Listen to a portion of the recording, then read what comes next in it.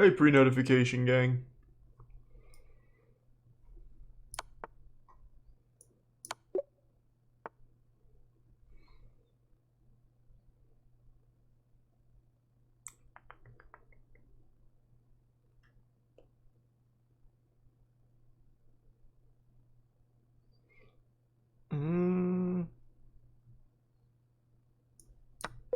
Oh. Damn, what was the answer to this one? I don't know how to look at it. Have you ever played Rogue Company? No. No, I have not. I do know about it, though.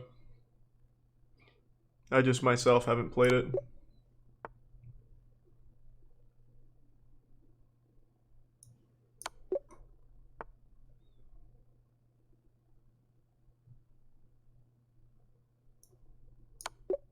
This is like the same thing every single time. Doing alright. Hope you're doing well. I have played Ori. Ori was good. Is that typically a game that I enjoy, but I enjoyed Ori. I didn't finish it, though.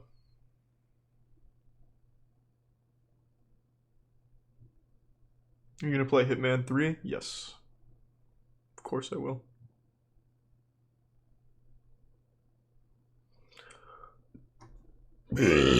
Rust is overrated. It's one word. Overrated is one word. But that's fine, man. I didn't make the game. I just enjoy it.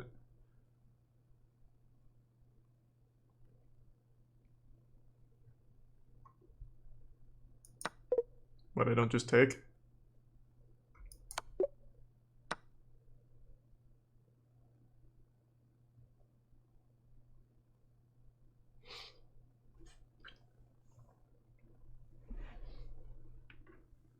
You gonna stream Doom DLC? I already did. It was alright. Thanks to the resub. Unnamed. What's today's Pog? Is that today's PogChamp? Nice.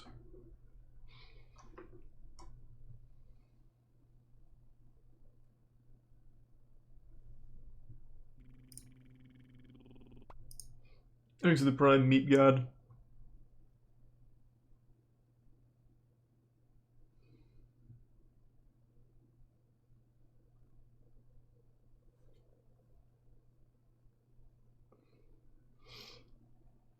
Hanson vs Predator tier list. Thanks for the gift sub, Harry. Good to see you, man. Hope you had a good night. Probably wouldn't do that. I don't think rating predators is a good idea. Call me old-fashioned. Thanks to the 2 gift subs, Riles. Am I looking for a mate here? Is every puzzle a mate or nah?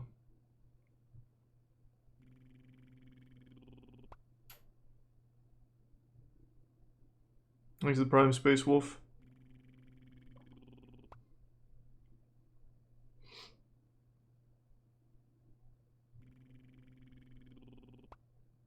And thank you for the gift sub, Reese, and the Prime Toucans. And the resub Cellmate.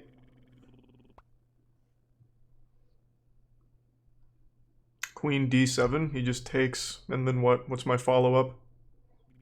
Oh, well, never mind, he can't take. That is the move.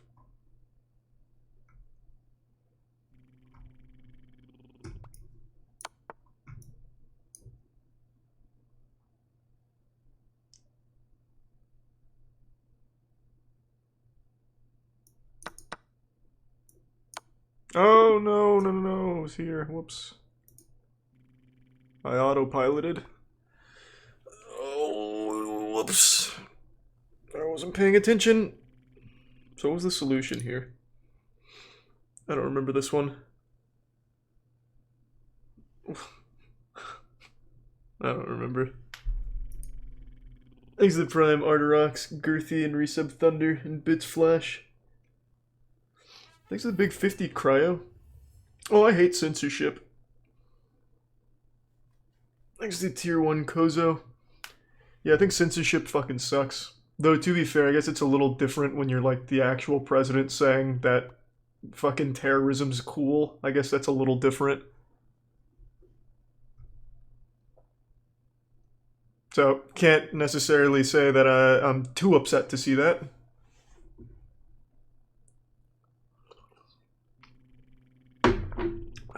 Thanks to the resub Double Danny.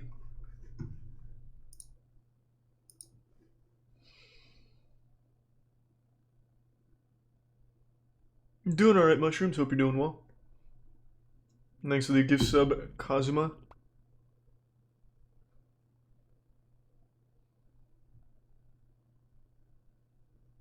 Thank you for the 5 gift subs Kobe. And the bits Hyperzing. And bits Chloe. Hope you've been well, Chloe. Thanks to the resub Monocle.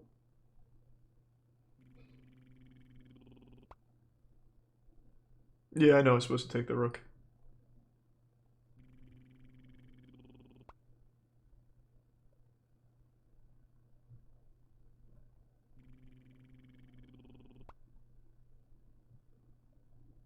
Yeah, Queen's Gambit was very good. I really enjoyed it.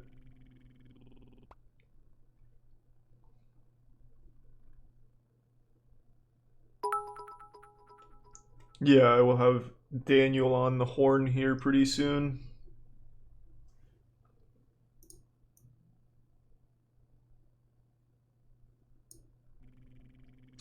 Thank you for the 10 gift subs, Meat God.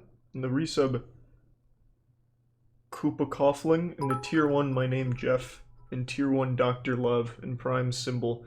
Thank you, Meat God. Thanks for the fat drop, man. Thank you for the bits, Nathan, Mr. Bones. We gonna gamble today? Nah. Today's a lesson, nothing to gamble on. Thanks for the resub, Sir Stall.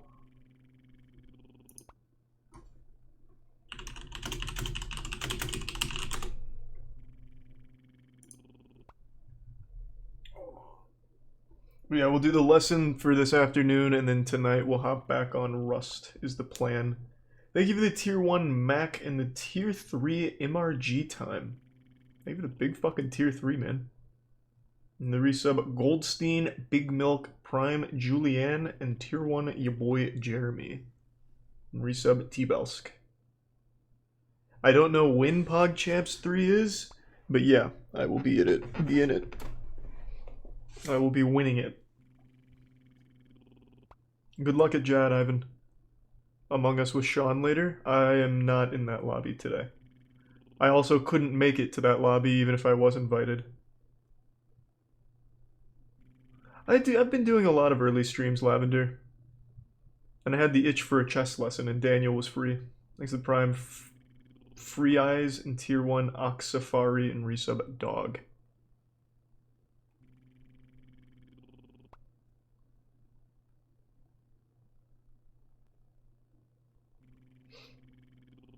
True, Gothic. Good point. Thanks to the resub Brindizzle and Prime Dank. And the big 5 gift subs Cumgar. Hey, Cumgar. Thanks to the Prime Atticus. Okay, alright, I'm ready.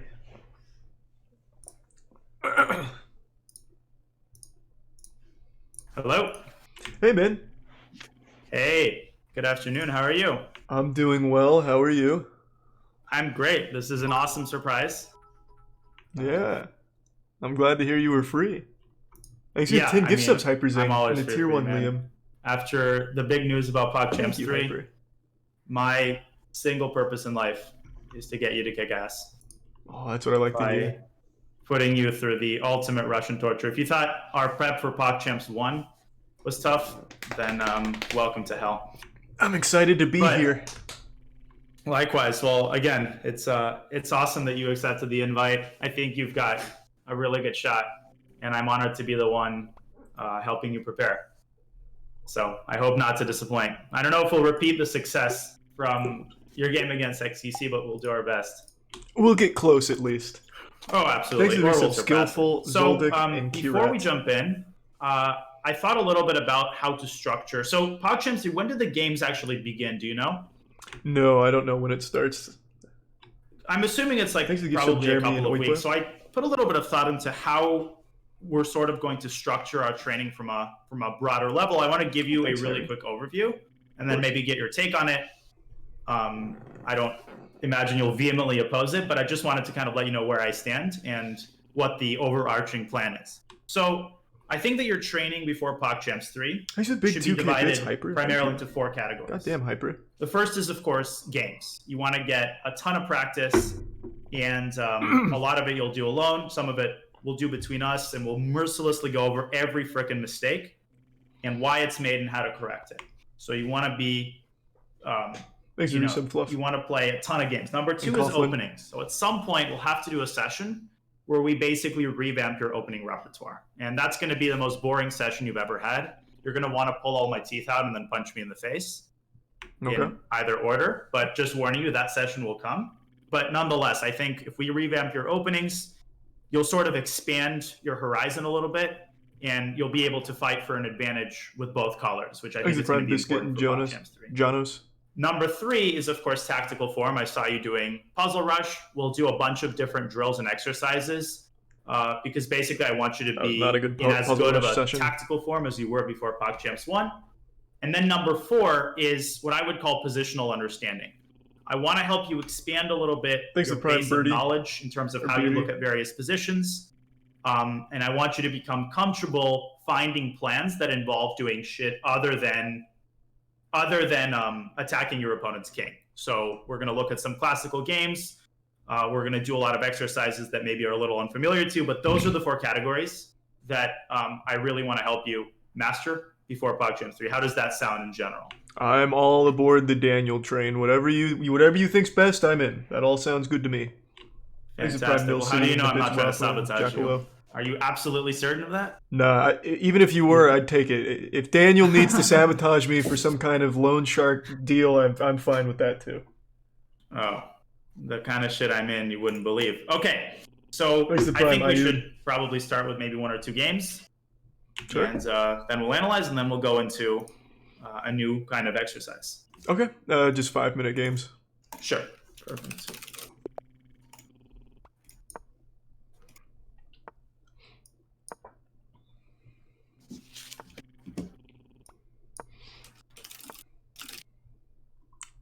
So apparently it's last 2 weeks of February, so we got over a month, which is awesome. All right.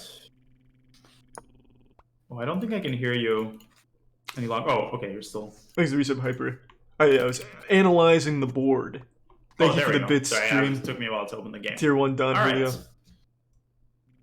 So, founded 1988. Interesting opening. What comes to mind here? Just pinning knight and then dropping the bishop back. So, more active to pin the knight, of course. Yeah. Thanks, wasted way for the prime.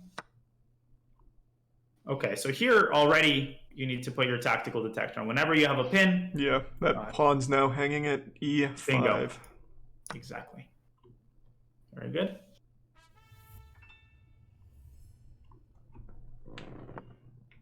Okay. And his position spirals out of control. What comes to mind here? Just development, castling. So that's one option. But once you have a knight on e5 and bishop on b5, what other thing do you have to consider? Anything catch your eye in terms of that pin? Take a look at his knight on c6. How many attackers do you have on that knight? I now have 2. Oh, I see. I can win a rook. I take with knight. He takes with pawn. I take with bishop. Yeah, technically you win the exchange because he takes back the bishop. So, like, technically it's like only an exchange, but that's not a pretty bad outcome from the opening. Yeah. We're up on points here. Yeah. I mean, it's not great to win the exchange by move 9, but, you know, it'll do. All right, now you want to get the hell out of the center, or else he's going to give you a check with his rook on e8. Yeah, so now I just want to develop. Yeah. Exactly. Perfect.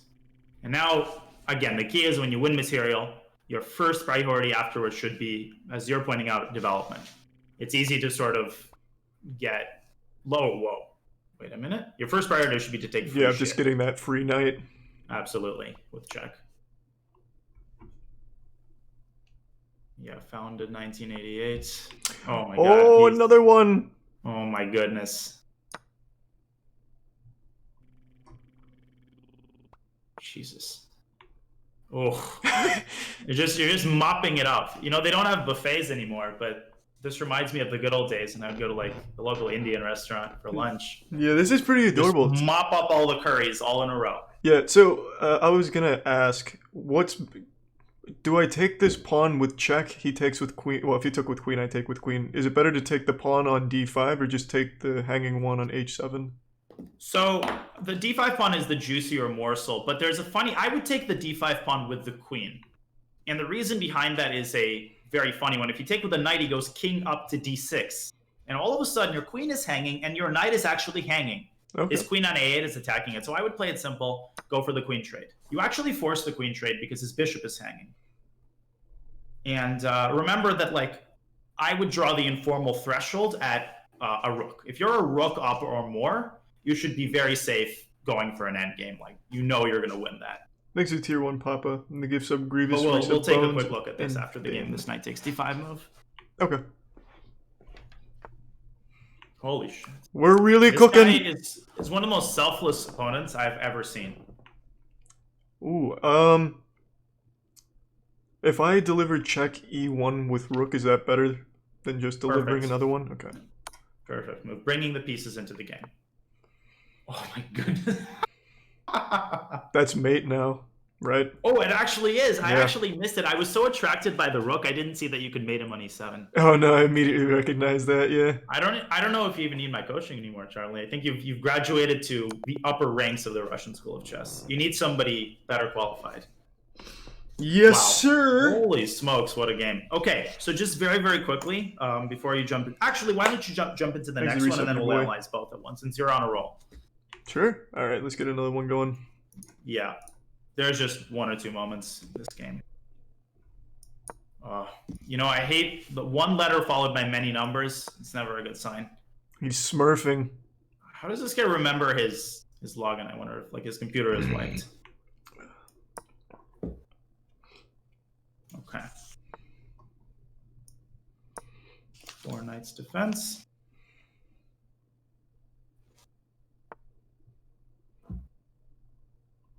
Is it best to just castle now or push the pawn to d3 or d4?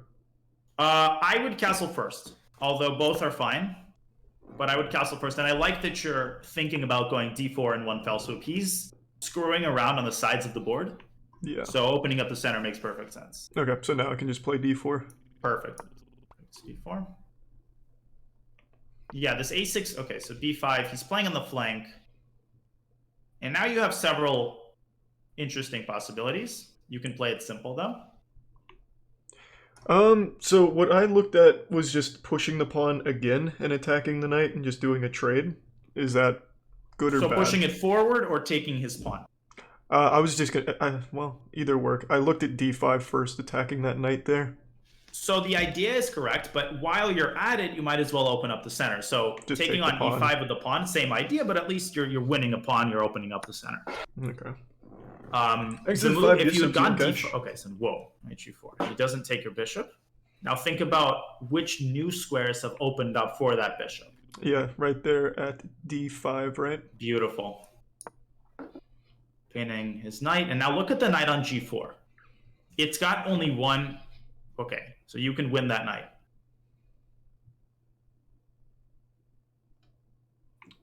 Yeah, I just pushed this pawn up, right? It's got nowhere to go. Exactly. And if he takes on e5 with his knight, then what do? He probably will do that. If he takes on e5? With his knight, yeah. Oh, yeah, I just take with my knight, right? Exactly. Undefended pieces. Yeah. And I'm going to hammer that constantly. Undefended pieces all the time, particularly the bishop on d5, bishop on b7. That's a standoff, and you always want to kind of note that down because that can really, really help you. Yeah, he's... Thanks to the reset bull. Okay, there we go. So now I just take this bad boy back. You absolutely do. Then I'm... Oh my god, pre-move. Holy smokes. He's trying to intimidate you. All right. Facing some highly generous opponents today. What comes to mind? Well, I looked at just taking pawn on f7 with bishop. So you can take it in one of two ways. Actually, that's good. You can take it with the bishop, but you can also take it with the knight. And either move is fine. Why don't you take with the bishop? Okay. Because I want to see, again, speaking of sabotage, I just like to watch you suffer. And I want to see you find the best move after he moves his king.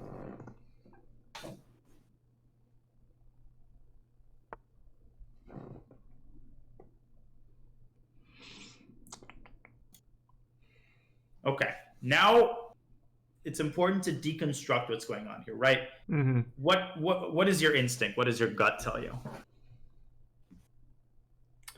Well, the first thing I looked at was getting my queen into the equation. Bringing her up to d5 protects that hanging knight, and it also gets her into the attack, but I don't know if that's the play.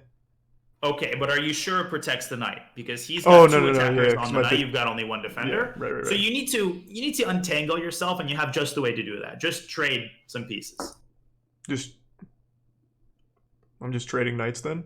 Trading knights, right? Because you have no other good square. If you move your knight, then he takes your bishop. True.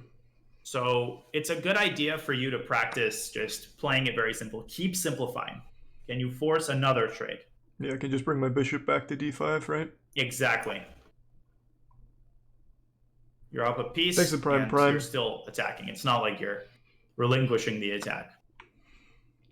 Now, do I want to take with the pawn or take with the knight or queen? All three moves are fine. Follow your instinct here. Okay, I'm going queen because it attacks his rook. Good. That's a great move. Okay. Now you want to think about what are the weaknesses that have been created as a result of this move. Like, what squares does that c-pawn no longer defend? Can you get your queen to that square?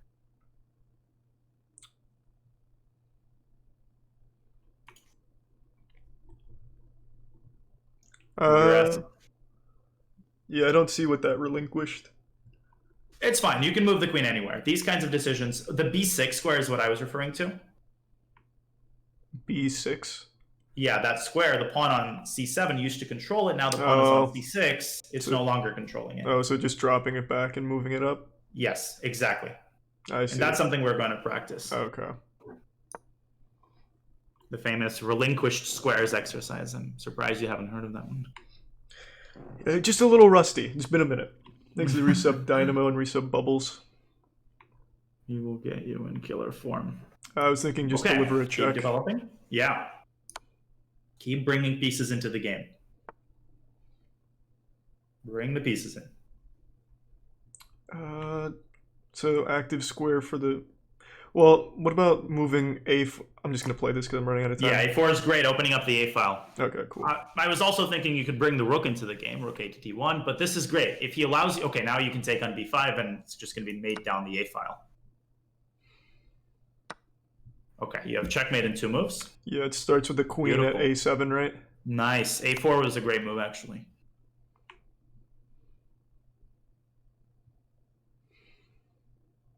Okay, now he's starting to think. I think it's just a tiny bit too late. Yeah, he only has one spot, right? And now it's b8 for the mate.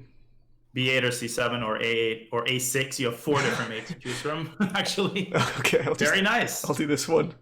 Yeah, very clinical. Okay, so let me invite you to an analysis board. We'll just take a very quick look at these couple of moments in these 2 games. Nice. How do you feel in general? Do you feel confident? Do you feel like there's anything you are particularly nervous about, or like what's going on inside of your head right now, just so I kind of know? Probably openings is my weakest part at the moment, would be my thought. Would you be down to take a look at a little bit of that today? Oh, you take me by the hand and you lead me through whatever you want. You are a dream student. I just have... Okay, wait. I've started to do that a little bit more recently, and I hate that. I'm becoming soft. Okay, let me invite you.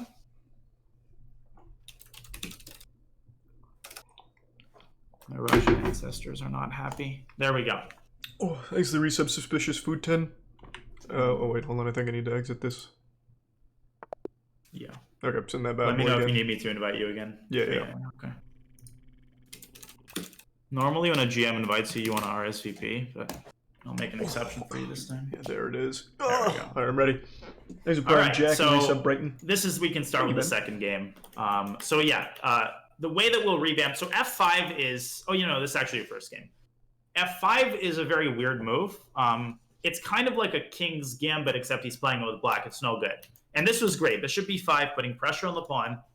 The way you played this was ideal. So knight takes c6, this makes sense, right? Yeah. Bishop takes, you win the exchange. Castling is very important. Okay, he literally blunders everything. The one thing I wanted to point out here, so here, the move knight takes d5 is super tempting. But whenever your queen is hanging, that's like a particular type of category. Whenever your queen is hanging, that is a very high pressure situation. That is a precursor to a lot of mistakes. You got to be very careful about how you handle those situations, because here the king can go up to d6. Yeah. And the issue with the queen being hanging in general is you almost always need to do something about that. So your hands are really, really tied. Queen has to move, and then black takes on d5. Now, it's not a big deal. Let's say you had blundered that. Where would you go with your queen? Are we talking about after he takes my knight with his queen? In this position. So okay. You kind of have to prepare for him taking the knight. What would be the best square for the queen in terms of making the job easier? Assuming you've made this mistake. Oh, you actually have a really cool move that doesn't lose any pieces, but I'll show you that afterward.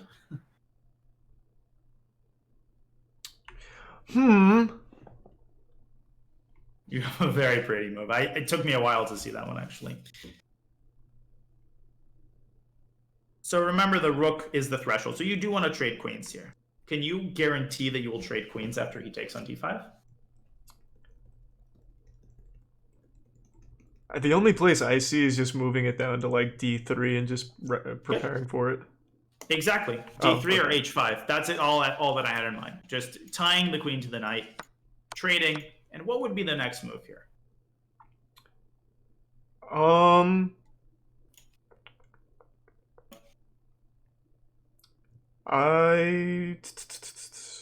was thinking a pawn move, but I don't know where you'd move except delivering a check on c4. Well, then the king takes. Yeah, but that'd be getting the king deeper. That's all I was thinking. It would, but you don't have a queen. If you had a queen, that would be great. The problem is this is an endgame. So remember that in the endgame, the rules don't really change. You still need to do the same stuff that you would want to do in the middle game, i.e. develop your pieces. You're not going to win this game with these pieces of crap just lounging around on a1 and c1. So get them out, just like you would in a middle game. So you just develop, you just push that pawn up d3. Absolutely. d3, then bishop e3, and rook e1. So I'm going to put the emphasis in general, having as many of your pieces doing something as possible. If you just follow that simple rule, things are not going to be that bad. Like, that's going to eliminate every day. Getting crushed, basically. And in the end game, you do exactly the same thing. It's even more important to have all of your pieces playing because you don't have a lot of them left. So does that sort of make sense? Yeah, that makes sense. Perfect. And now the second game. So let me see. How do I paste this one? Okay, I'm going to have to re-invite you to another board. Good. PogChamps is better, though. You're getting 2 invitations now. This is your lucky day. All right. Turbo. Invited. All right.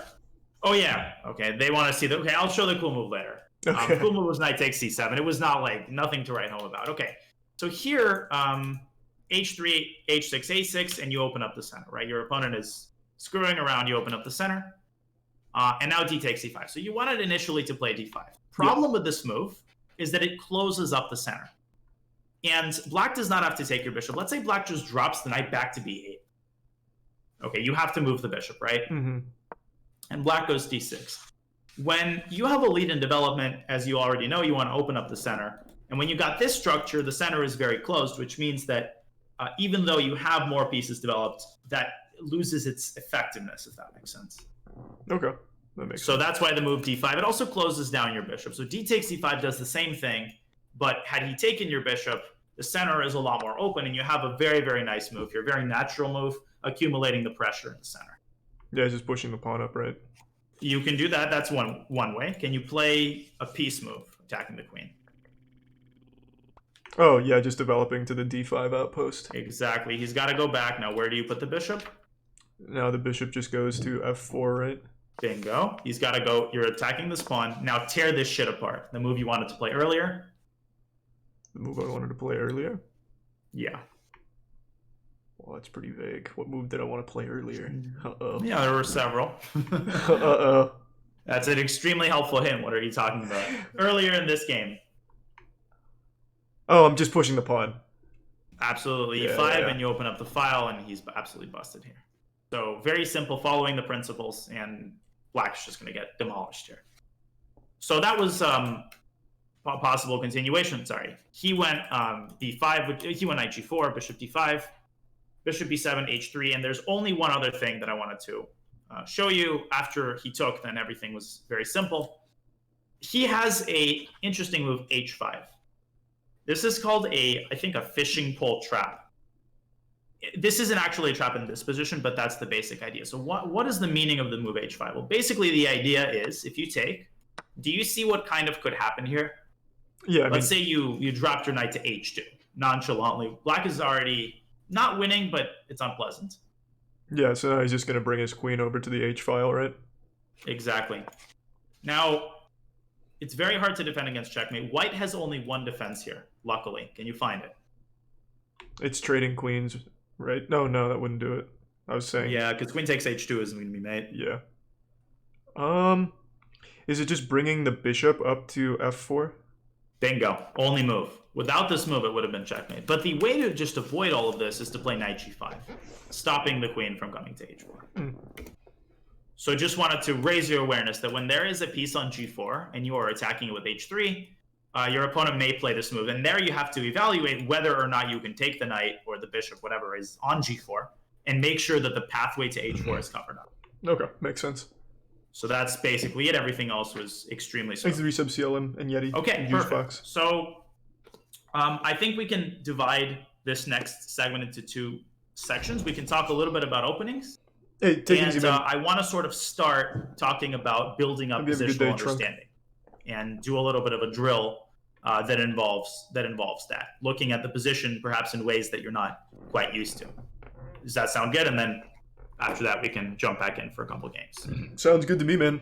Perfect. Let me just pull up my notes. Welcome, minimum. And I'm getting a lesson, and you're all getting a lesson for free. A couple of positions that I have here. One moment. Okay.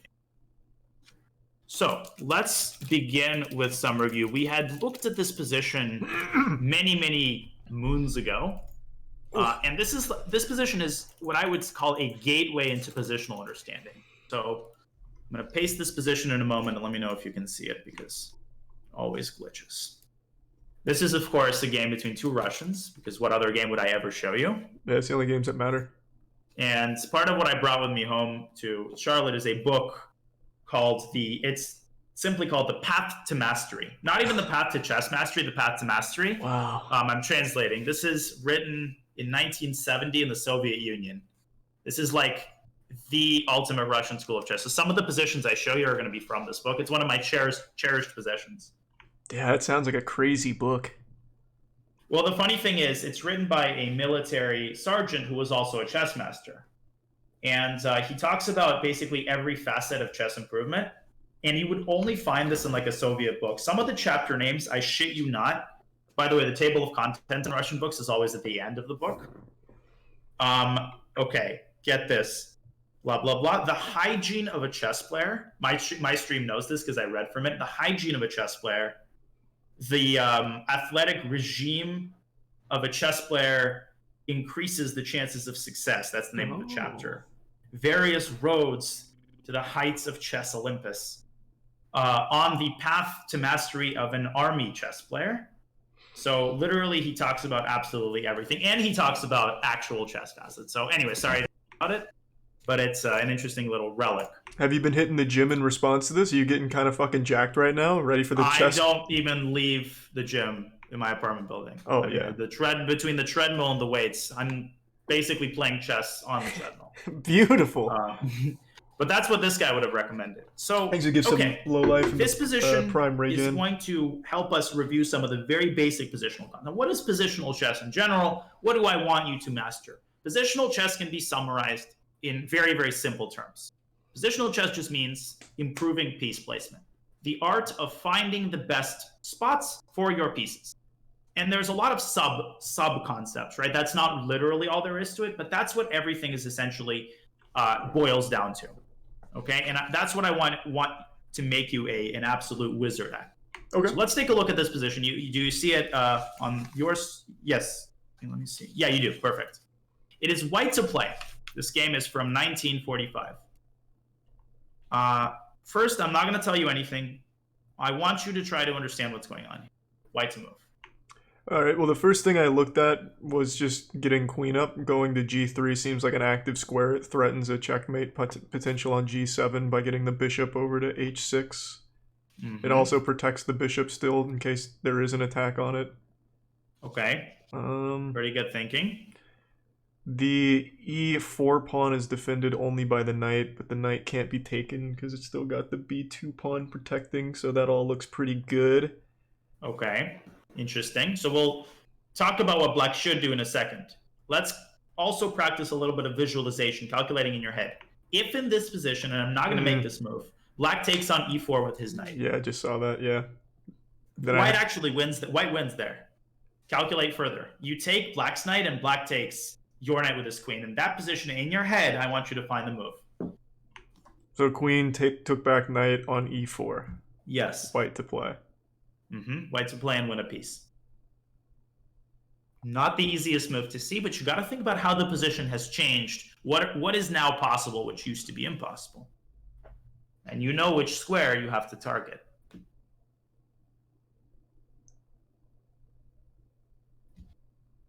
Take queen. What's possible? Oh, anything's possible. Fuck. Oh. My tight little asshole. I can't do this though, right? I can't come here. Anything coming to that genius mind? There's a couple cobwebs on here I gotta dust off, it seems. Yeah, I'm not seeing it. Oh, and look, I'm completely understand this is going to be challenging at first. Yeah. So what you need to target here is that g7 pawn. Yeah, I see. But instead of targeting with the bishop, you target with the pawn. Bingo, f6. And if bishop takes f6? Then I'm... so bishop f6. Pawn taken. Don't I just then slide over to h6? Well, then you're not threatening anything on g7. You can actually just take that bishop. Okay. Because why can't pawn take the rook? Because it's pinned right now. Because it's pinned, right. So as soon as you put the queen on g3, you're like, aha, this pawn is pinned. So knight takes e4, knight e4, queen e4, f6. Double attack, bishop f6, rook f6, and white is up. Yeah, okay. Very good. And I'm sorry to torture you with these lines. I'm going to do a lot of that because I want you to start reliably visualizing 3-4 move lines by sort of the start of PogChamps. But here's the thing that black can do. Black can just slide his king over to h8. And this takes the sting completely out of the move queen g3 because now there's no longer a pin. Yeah. And would it make sense if I said that white isn't really attacking? There's no way to lift the rook. Everything is awkward. The e4 pawn is now actually hanging. White starts to crumble a little bit. Does that part make sense? Yeah, that makes sense. So this is a great example of a position in which attacking your opponent's king just isn't going to do the trick. You need to find an alternate approach to the position. In order to do that, the concept of weak squares comes into play. Can you spot a very weak square in black's position? And I remind you, by definition, a weak square is a square that cannot be defended by a pawn. There's one juicy central square. Only you can get a piece there. Yeah, isn't it d5? It is. What would you like to get to d5? Would putting the knight on that outpost be the play?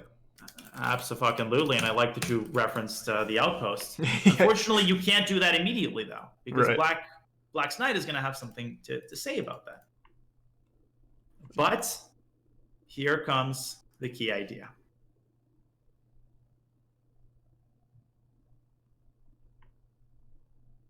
Am I finding the key idea? You are absolutely finding the key idea. You are going to find it. I have no doubt at all. All right, yeah. We're never going to have a lesson again. Okay, so we need to get the knight off of that d5 square so... Get the hell out of there. Are we just chasing it down with the bishop going to g5? Exactly. Okay. Bishop g5 is the brilliant move because the knight is pinned. He cannot move. Right. And whatever Black does in the game, Rudakovsky, Black played rook a8. Smyslov, he played, h6. Smyslov takes on f6, and he slams the knight into the outpost on d5. Amazing square. And now White has complete dominance over the bishop. How do you capitalize from this position, though? Like, where's the line go from here? So basically, and actually, let me look up exactly what Black did play. No, Black played rook f to e8, sorry. Rook f to e8. That's a great question. Well, we're first going to take a look at how the game ended, because the game ends very, very quickly. Essentially, the idea is only now to attack Black's king. Because you have this amazing knight, you've eliminated counterplay, the e4 pawn is safe. Now our hands are untied for a kingside attack. But first of all, queen takes c2 seems to be a free pawn for Black, but it's actually not. Can you figure out why not? And the concept of tactical awareness comes into play here. This knight on d5 is wearing a lot of hats, and there's a particular square that it now wants to get to. So I see two options. There's just taking the bishop on f6, delivers the check, and he has to take with the pawn that opens up the g file. I don't know like where to capitalize there, but that's what... Right. Sorry, go ahead. And then I also noticed there's a fork potential at c7 with that knight. Very good. That is actually the correct observation. Remember that the queen is the worst defender of a square, because queens can be very easily chased away. Get rid of this damn queen. Just going to c1 with the rook. Bingo. Queen has to move. Forkovich, and you win the exchange. White is better. White is basically winning. So pretty simple. Knight d5. Now, how does the actual game end? Black plays the move bishop to d8. He moves his bishop away. Smyslov decides now to defend the pawn with c3. b5. Black tries to make something happen. b3. Very patient, typical Russian move. First, get the queen out of c4. Get freaking queen out of there so I can attack like I am supposed to. Yeah, b3, queen c5, king h1. Black goes rook c8. Now, is Black actually threatening anything with this move? No. It's still defended by the knight and queen. It's defended by the knight. Do you see how freaking amazing it's a tier 1 psycho and resub caballo. Now, Smyslov wins the game with a very typical attacking technique. You like this particular plan, and it's a perfect time to do it. Is it the initial one? Say that again? Is it the initial one by sliding up to g3?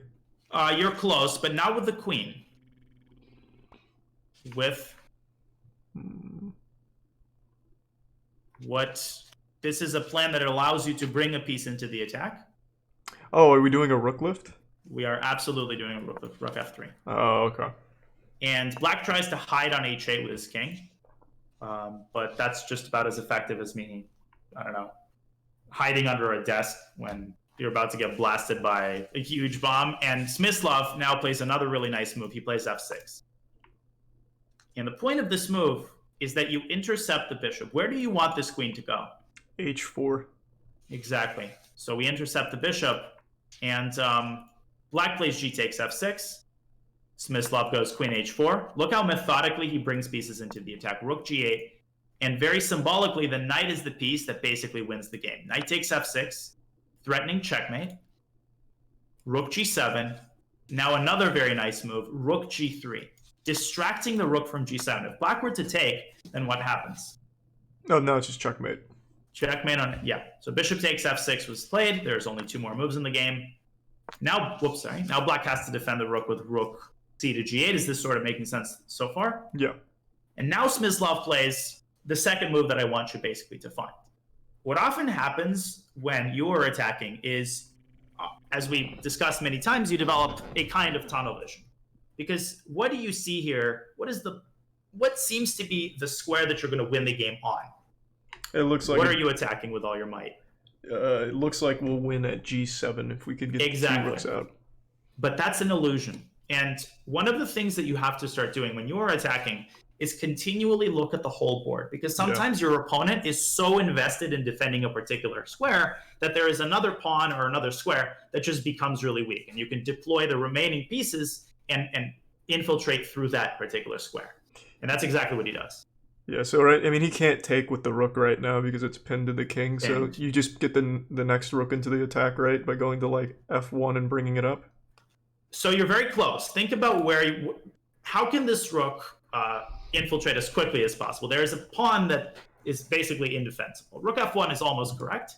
There's just a faster way of doing this. Is it D1?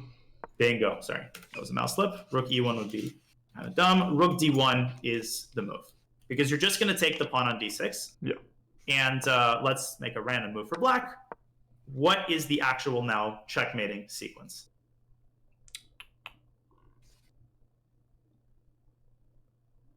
I believe it's rook D8, take on D8 with queen. Excellent. Yeah. Okay. Cool. And now just this is made. You can also, by the way, you can sack the queen on G7. And now go rook D8. This is kind of a cool mate. Yeah, so, I definitely didn't see that one.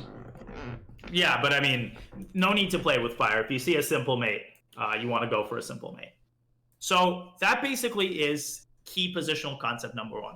You want to get a piece to a square, and you want to continually start, okay, where does this piece belong? Where does this piece belong? How can I reposition this piece to that square? And oftentimes there will be an opponent's piece that is in the way. Vinax and resub muffin. And you want to try to get that opponent's piece out of the way. Okay, that's sort of key gateway concept number 1. Now concept number 2. We're going to take a look at a segment from one of my games. This won't be long. It'll just be sort of one position. The concept of trades, right? And if you remember when we first started training, it was a very dark period of my life. I was having a great time. And then, of course, they assigned you to me, and everything kind of went downhill from there. But one of the few fond moments was to watch your aversion to trades, right? You've gotten so much better at that. But do you remember when you just didn't want to fucking trade anything? Oh, I remember those beautiful days. The dark ages of it was back in the days of the bubonic plague, and it was just a young nubile boy back then. It was those times. Okay, so of course you can use trades to your advantage, and oftentimes what you have to do in a position is identify your opponent's strongest piece. This is sometimes a hard process, sometimes an easy process. We'll look at an introductory position where this is easy, and then you need to devise a way to trade that tier piece. 3 beats. Sometimes, this is the important part, you need to use tactics to achieve a positional goal. You need to use tactics to trade a particular piece, if that makes sense. So a good illustration is one of my old games. You are going to be playing black here, so flip the board. I want you to go through this process. I want you to A, identify white's strongest piece, and B, find the quickest way to trade it using tactics. Not an easy position, but I think you can do it. Wait, did I just encourage him? Damn it. Okay, this is child's play, Daniel. Child's play.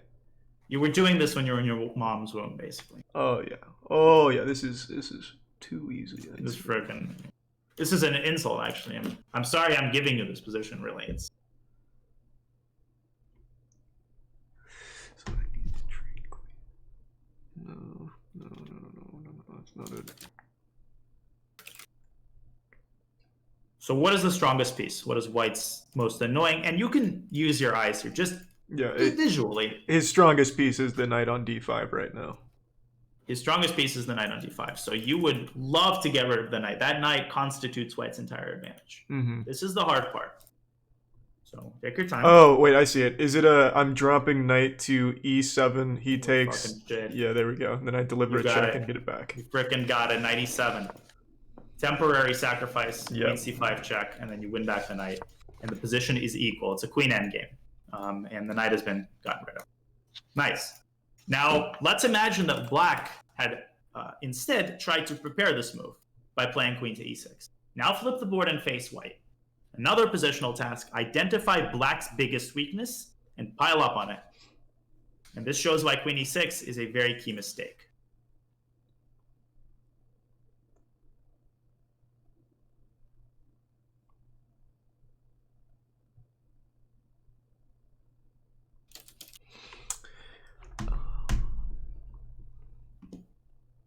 So scour the board. When I say weakness, it can be a pawn, it can be a piece, it can be anything. Evaluate each particular region of the board. See if there's anything that seems to be very flimsy.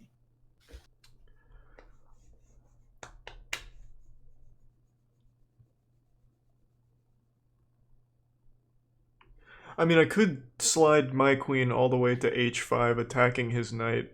You're close. That's actually not a bad move. The knight has a hard time moving because if knight e7, then white to play and win. Yeah, don't I just... I'm just going like straight down to e8, right? Bingo, winning the knight because of the pin. But that's possible. But another possibility is to attack this pawn on f6. Why do I see this pawn? Because this pawn cannot be defended by either of its neighbors. So by definition, it's a weak pawn. How can you attack it? I attack it by moving queen to f3. Bingo. Okay. And you see that the pawn cannot be defended. Yeah. Notice also the pawn on g3. Something I want you to file away in that mental Rolodex of yours, which of course is, you know, it's almost full with chess knowledge, but just one little factoid. When the knight is on the same file as a pawn, and there are two squares between a knight and a pawn, both of which are on the same file, that is a very bad situation for the knight. So here we have that situation. There are two squares I'm highlighting in blue between the g-pawn and the knight, right? Mm-hmm. And do you see why this is a horrible situation for the knight? Because pardon my French. Yeah, go ahead. Yeah, because it can't move forward. The pawn defends both of its squares. Yeah, as they say in French, the knight is cock blocked. It wants to go to f4. No. Okay, no. What does it mean? That was just horrible. I just said the knight is cock blocked. I may use that expression. I get you.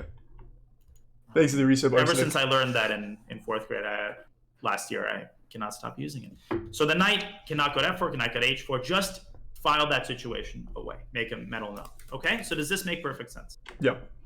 Okay, so we're going to do a freaking ton of various positional exercises. Let's just do one last one that kind of bridges the gap between positional chess and tactics. Then we'll talk little openings, and then maybe a couple more games. So, sure.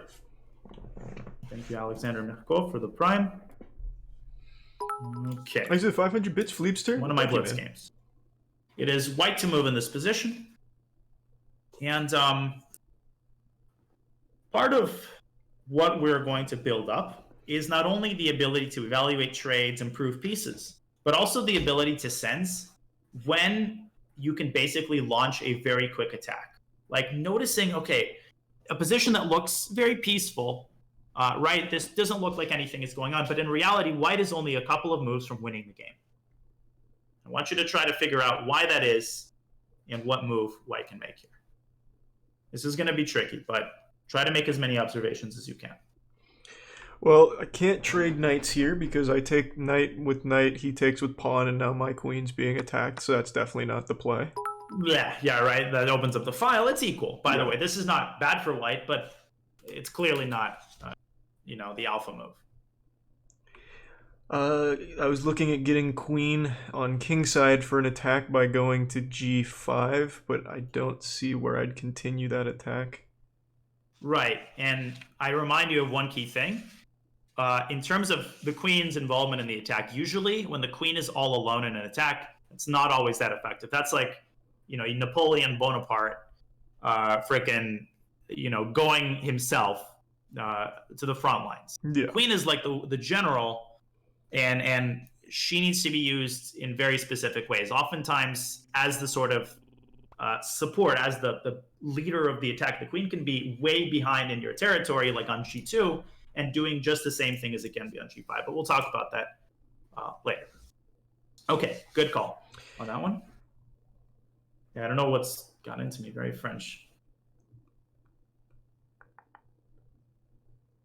So what seems to be annoying you about this position? Which one of black's pieces is... It's the e5 knight. Right, but you don't want to take it. So you want to find an alternative way to chase that knight away. What comes to mind? Well, I'd have to move the pawn on f2, so I'd have to evacuate the knight first. Bingo. I guess putting the knight on... I mean, d4 doesn't seem terrible. Exactly. Centralizing the knight while you're at it. That is the move that I played. Very nice. Knight d4. Okay, cool. So I call this the wish list method. Some positions, you want to just ask yourself, well, what the hell do I want to do? If I could have anything I wanted, whatever, for Christmas. Exit tier 1 Spudster. And that could be anything. I piece on a particular square. What is it? Because sometimes that's closer to reality than you might think. So black is a GM, by the way. This is, I was white and I was playing a GM. Knight e to d7 was his move. Continue. He's trying to preempt me, but that doesn't mean I don't want to do what I wanted to do earlier. By playing the pawn up to f4. Absolutely. f4. He goes knight to c5. Keep it going. His king is very weak, right? There's no fianchettoed bishop. You must open files. Yeah, I'm pushing this f pawn again to f5, right? Exactly. If he plays g takes f5, find the winning move for white. Don't rush. Again, as soon as a move like this is made, how has the position changed? What new avenues are available to your pieces? Yeah, now I have the entire G file. Yep. So, G5 check. Yeah. Wins the knight. Exactly. Good. So bishop c8, f takes g6, h takes g6, and now basically the critical moment. Or sorry, he plays f takes g6. He took with the other pawn.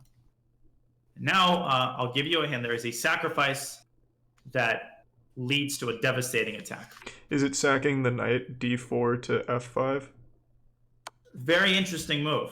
And actually, that's probably not bad at all. But after g takes f5, you will find that it's actually not that easy to continue. Because if you give a check here, right, that's what I assume you wanted? That's what I was looking at, yeah. Then the king can slide over to f7. It protects the knight. Gotcha. It protects the knight, and here's the problem. If you play e takes f5, why is this bad conceptually? Like this pawn, right, what's bad about it?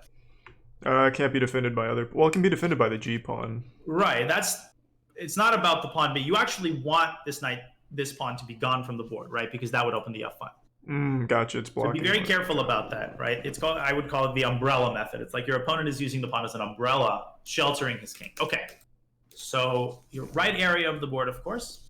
Think of another sacrifice. Oh,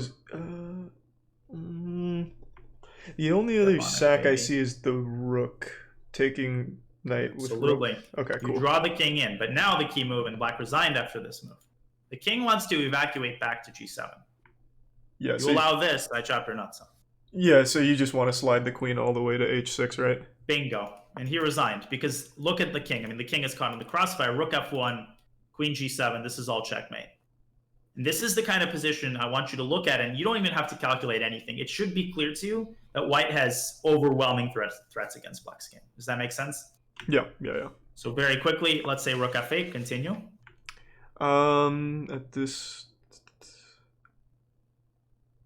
And a painful little exercise, finding checkmate. Yeah. I know you love... I'm still sliding the rook over to f1, right, for the check? You are. Okay. If king e7... That's bringing the queen down to g7. Nice, made in 2. And if king e5, that is the only move.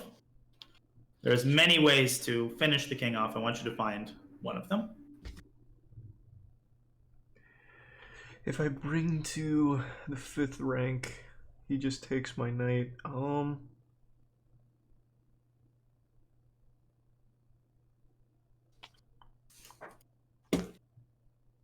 And in such positions, it's important to apply basic logic. Checks captures threats. You want to keep drawing the king deeper and deeper into your territory. Do I just deliver a check at f3 with that knight?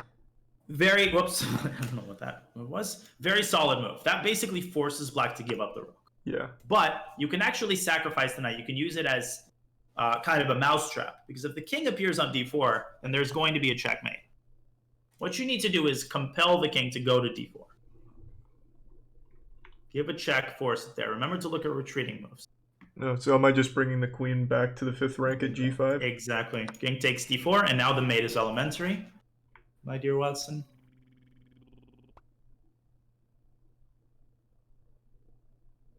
Is the one you're talking about just bringing the queen all the way to d2? Whoa, but now the king evacuates. Yeah. That queen is fulfilling a crucial role. So you have to do it with another piece. You have a, oh my god, you have a very pretty it's just pattern. It's just the rook then, huh? It's the rook, yeah. Knight has to cover, and then it's hit. The move that I saw, you could also give this check. Forking knight and the queen. C takes b5. Check. King has to take. And now rook e1. And this sets up, this is not a check, but look at how safe white's king is. This sets up a discovered mate, which is completely inevitable. This is actually just checkmate. Anyways, that's just me being stupid. That you absolutely don't have to do that. Rook d1 is the simplest. Okay. So does that make sense? Yeah, that makes sense. And so the key, right, what we're going to work on is, while we're working on positional chess, I'm also going to try to help you develop a sense for when you can transition from quiet play to an attack. Here, you notice that, the knight on e5 is annoying. Wait a second, I can push this pawn all the way to f5 by force. Because black's got pieces, kind of like bowling pins, that you can just bowl over with your pawn. And then that basically transforms into a sacrifice. Great. Okay. So we'll do friggin' shit tons of these exercises. They're going to be in your nightmares. But let's switch to openings. I'm going to give you the choice between, we have to look at white and black openings. I would say they're of equal urgency. What seems to suit your fancy for today? And maybe Fleepster. Give me 1 second, though. I need to tinkle real bad. So do I. Perfect. As usual, we're synchronized. I mean, it's unbelievable. That is so cute, yeah. Okay. I'll be right back. And yeah, Fleepster, I might. I just don't have any goals in it right now.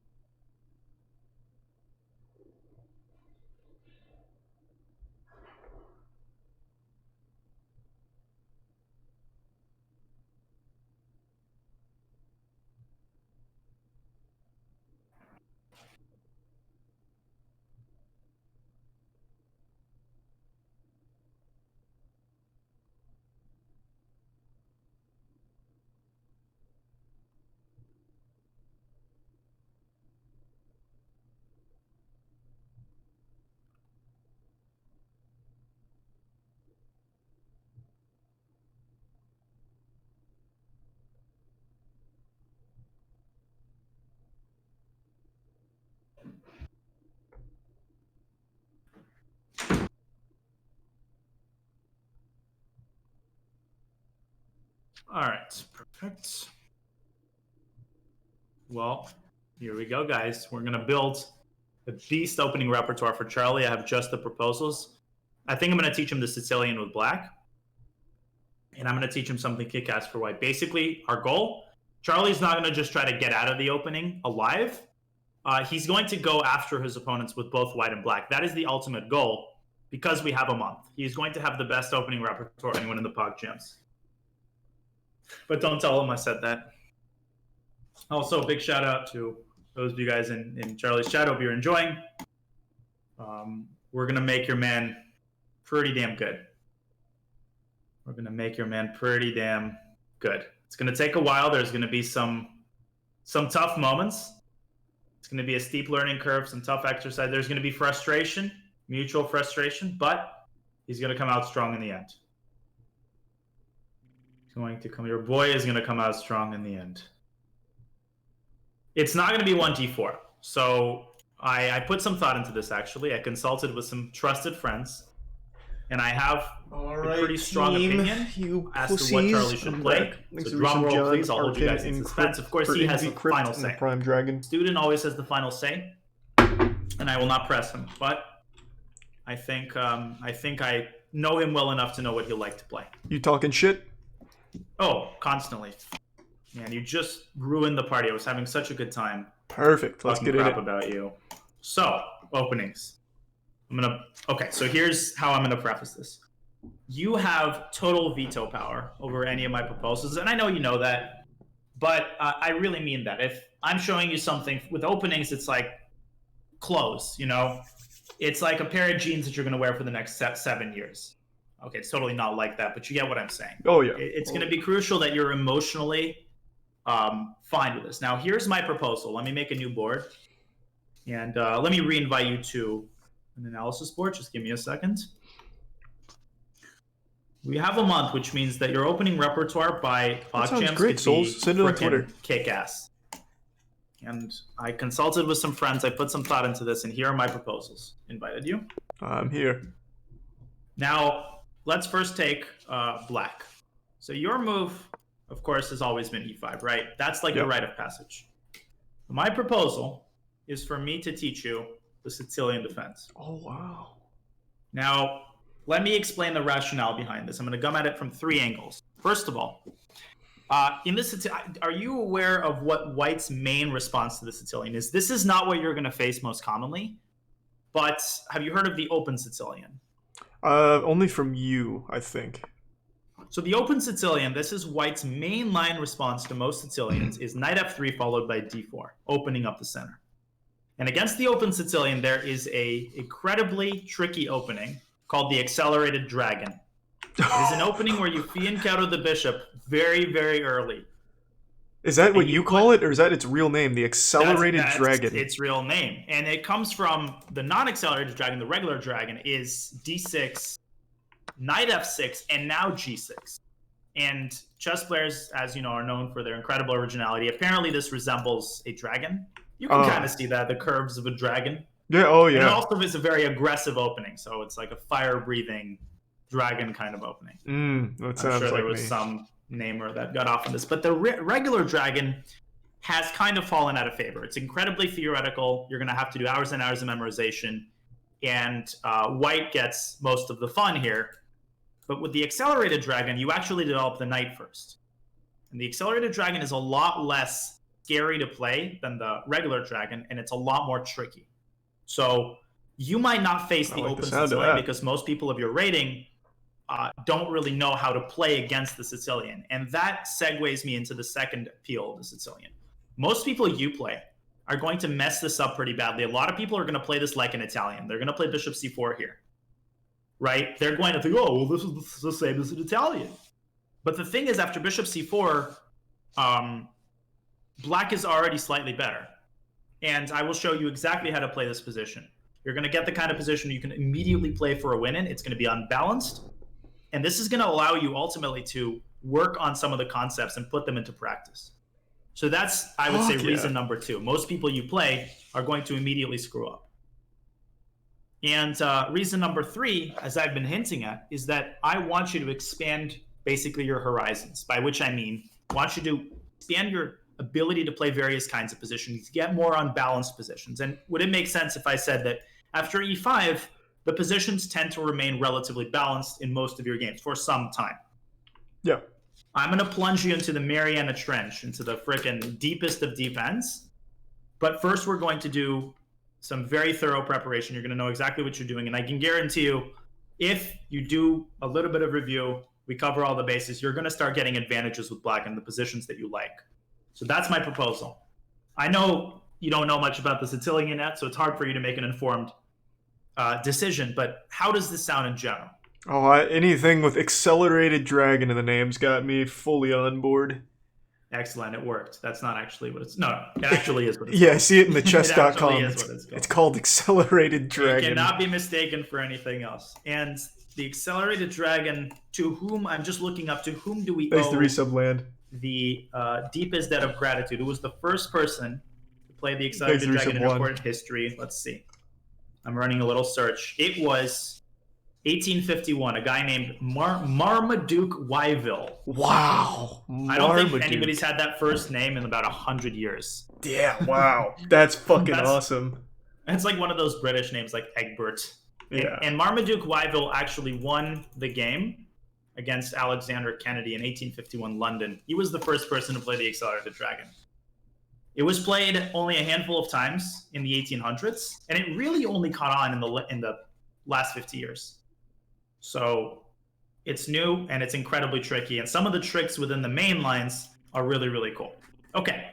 So, Jubilant, without further ado, that's and from the black side. We'll start with this. Now, very quickly, from the white side. Of course, I think you should keep e4. Now, we have several important things we need to do. First of all, I know that some people in the PogChamps will definitely, not everybody will play e5. So you need a line against the Sicilian, and we need to look at some of the sidelines. The French, this is all familiar to you, right? You've faced this before. The Caro-Kann, stuff like that. Yeah. And it won't take us long. We'll just have one session where we look at all these sidelines. Against the Sicilian, I'll show you a line that I actually played as a kid, which is the C3 Sicilian, super dangerous line. So you'll be booked up on both ends of the Sicilian. Perfect. Now against e5, I put, again, a lot of thought into this. I fluctuated, vacillated, I couldn't decide. But I think I've decided on an opening that you're going to really enjoy and with which you're going to kick a lot of ass. And that is called the Vienna Gambit. Oh. So basically, the move is knight c3. This is already not what you play, right? Right. And this is considered by many to be senseless, because why play knight c3 when you can play knight f3? But there is a very specific follow-up. After knight f6, you play the move f4. Now, what is 2f4 called? What do you mean? That's a gambit, king's gambit, right? That's the king's gambit. This is basically a very much improved version of the king's gambit. And in many games, your opponent is going to greedily take the pawn. Black is already in huge trouble here by move 4. Can you maybe tell me why black is in trouble? Think about what the knight on f6 allows white to do. White basically makes a huge claim in the center immediately with tempo. Is it just pushing up the pawn again? Attacking the knight? Bingo. Now, where can this freaking knight go? Nowhere, right? It has to go back to g8. And we're going to talk about the theory here. I analyzed the hell out of this for a student a couple of months ago. So you're going to benefit from some cool analysis. Black is already in big trouble here. Some of the lines that we're going to look at are super cool. You sacrifice more pawns, but it's not the sort of thing where you have to always sacrifice a million pieces. At most, you sacrifice 2 pawns. And again, this will allow you to get the kinds of positions I think you want to get. Attacking positions, open positions. And most importantly, it's going to help you put into practice and I would say crystallize the concept we talk about. So that's my recommendation. Also sounds reasonable? Very much so. Okay, well, I've set the table. Now I got to deliver. Now the less glamorous part.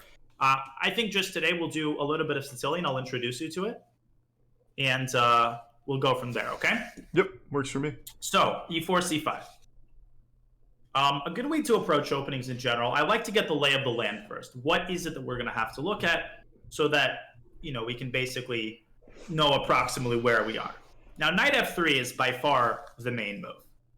The alternatives to knight f3, there is c3. What is the idea of this move? You should be able to immediately... It's getting ready to prep d4, right? Mm-hmm. Getting ready to prep d4. So black has to respond to that. There is the move d4 immediately. Some people who don't really know what they're doing do this. And now there's the Smith-Morra gambit, which is c3. Not a lot of people at your level play it. Some people will play queen takes d4. You can already tell me what black does here. He just develops the knight normally with tempo c6. Exactly. And let's say the queen drops back. You already have the necessary information to play the next move. Like an accelerated dragon. Yeah, so now I'm just going to bring the C pawn to C4, right? But it's black to move. Oh, wait, what? Am I playing? I mean, you're playing black. I thought I was playing white. I'm sorry.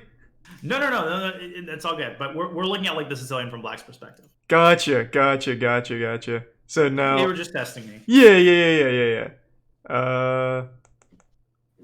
Now I'm just developing on the other side, right? So I'm going knight to f6. Was that the next move? That's fine, but if you play it in the spirit of the accelerated dragon, then you would play g6. So I always fianchetto the bishop?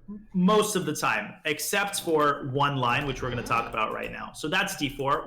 We'll deepen our knowledge of all of this as well. I'm trying to just give you the lay of the land for now. And then finally, there's knight f3. By a country mile, you're going to face this move most often. So now you play knight c6, right? Yeah. And the move that, according to my training with my students around your level, is bishop c4. Because, again, people play the Italian against e5 and they don't sense the difference. Misclicks. The key difference here is that the e7 pawn has not moved to e5 yet. So what move becomes possible now? And this basically takes the entire point out of the move bishop c4, which is, of course, to pressure the pawn. Oh, I can just move it up to e6 instead, right? You can just move it up to e6, blunting the bishop and preparing potentially what move? d5. But right, potentially. You don't necessarily want to rush with that move. Thanks to Reset Miller. And normally white plays one of several moves. He can either castle, he can go knight c3. Let's begin by assuming that white castles. Now, once again, you have several moves. The move that I like is knight f6. Okay? Now, you are essentially inviting the move e5, which would already be pretty bad. Where do you think the knight should go? And in the Sicilian, it's going to be very important that you remain aggressive. That mentality has to be basically permanent. Do we just get it to e4 right away? Well, the knight on e4, take a good hard look at this knight. Is it supported by anything? No. And look at this pawn on e5. It's stopping its two retreat squares. So d3 would drop the knight. Gotcha. So you're right in terms of the knight advancing, but this pawn on e5 is what you need to exploit here. Okay, so, I mean, I can't just take it with the knight because I don't have anything to take back. But you can move this knight to attack it. Yeah, so I just bring it up to g4. You bring it up to g4. And after rook e1, you can now undermine this pawn, basically, which gives you really nice development with what move? Get rid of this pawn forcibly.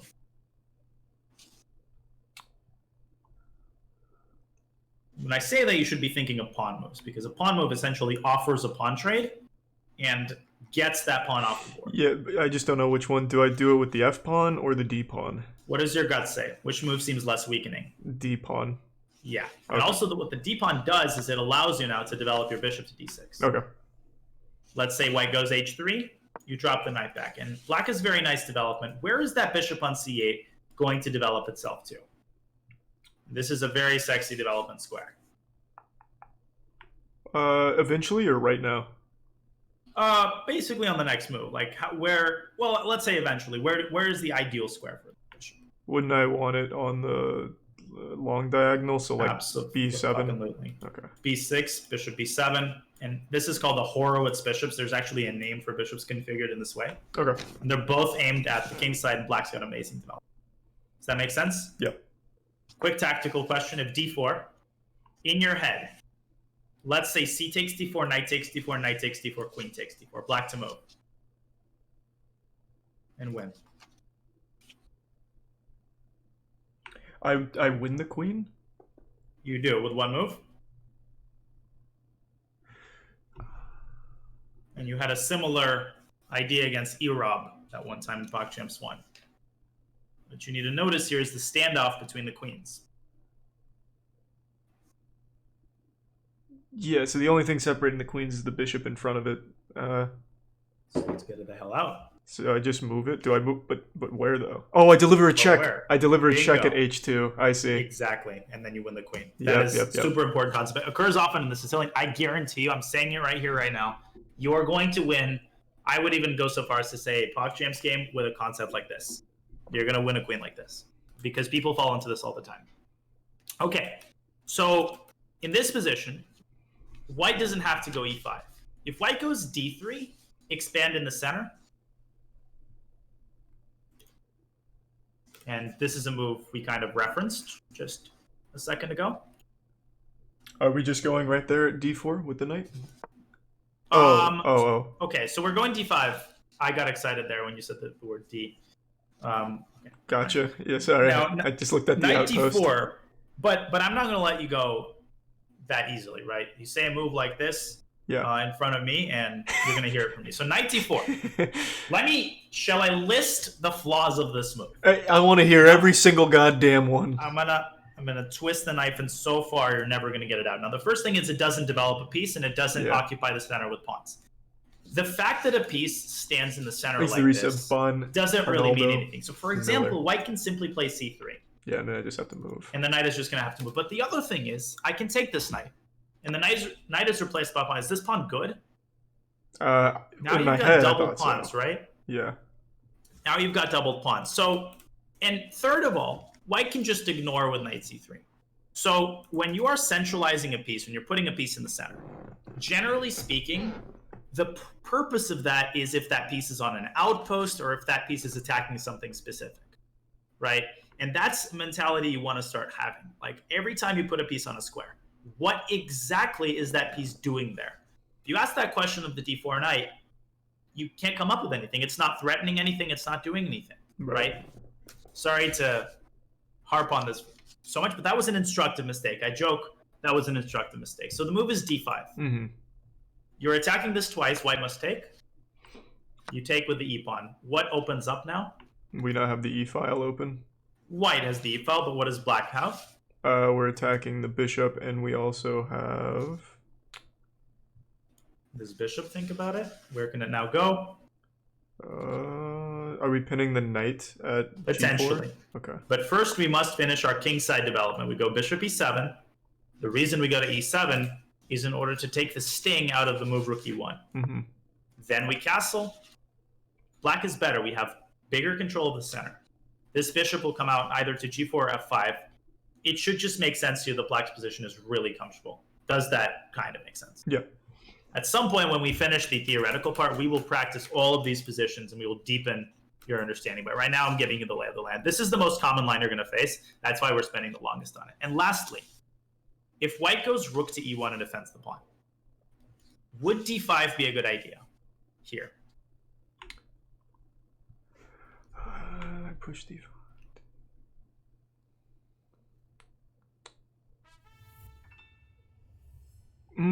The only thing I see is it gives the check right away, so I won't be able to block with the bishop, right? So what does white do after d5? He just takes, right?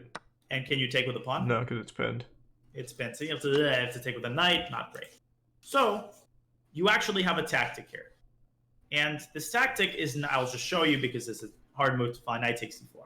You've seen this idea before. What is the follow-up? Am I just attacking with pawns here with that fork at d5? Yep. And white is forced to give up the bishop. So you've traded pieces, but white has given up his light squared bishop. That's a super important piece. The reason that is a super important piece, let's say knight c3, you can just drop your queen back. Again, you're going to do the same thing you did earlier. You're going to put your bishops on d6 and d7. You're going to have the two bishop advantage and a great position. This rook on e4 is also kind of sticking out like a sore thumb. Does that make sense? Makes sense. Okay. So we looked at all three of the possibilities here. Okay. So that's what happens at bishop c4. Basically, you go knight f6, you go e6 and knight f6, and then you either go d5 or you can consider this idea of knight takes e4. When do I want to take on e4 over doing just d5? So taking on e4 is rare. You basically only want to take in the event of this, or if white defends with the queen, you actually could consider taking on e4 here because you have the same thing. And it is true that white can force a queen trade. But again, you have the two bishops, you have better control of the center. That's another thing I want you to start doing. You need to be comfortable sometimes going for the endgame if you're better. I appreciate it, Fleeb. And Slayer. Thank you, Chess Dojo, for the raid. So does that make sense? Yeah, that makes sense. Slayer's my favorite skill. So you would go knight takes c4 in the event that white doesn't play d3. If white does play d3, you go d5. the trade is forced, and you move your bishop out, you castle, development is very natural. Remember, the same principles that apply in e5 openings apply here. It's not a different language. It's similar positions, similar concepts. It's just something fresh, something more open. No, we didn't fianchetto in this position here, right? No. So this is the only line, this line, and then the c3 Sicilian too, where you do not fianchetto your bishop. So that we only do this when they push the bishop out to c4? This is the line for c4? Okay. And the reason, how do you remember this? Because the move bishop c4, you got to think about it like, oh, he's trying to play the Italian against the Sicilian. Well, why is this not the same thing? Because the pawn hasn't moved yet, right? Which means the pawn can now blunt the bishop. Okay, that makes sense. So perhaps just the only other thing I think we can look at today. I don't want to overwhelm you, and I know this is kind of relatively dull. It's just sort of a must. You do this once, and then you have a blast.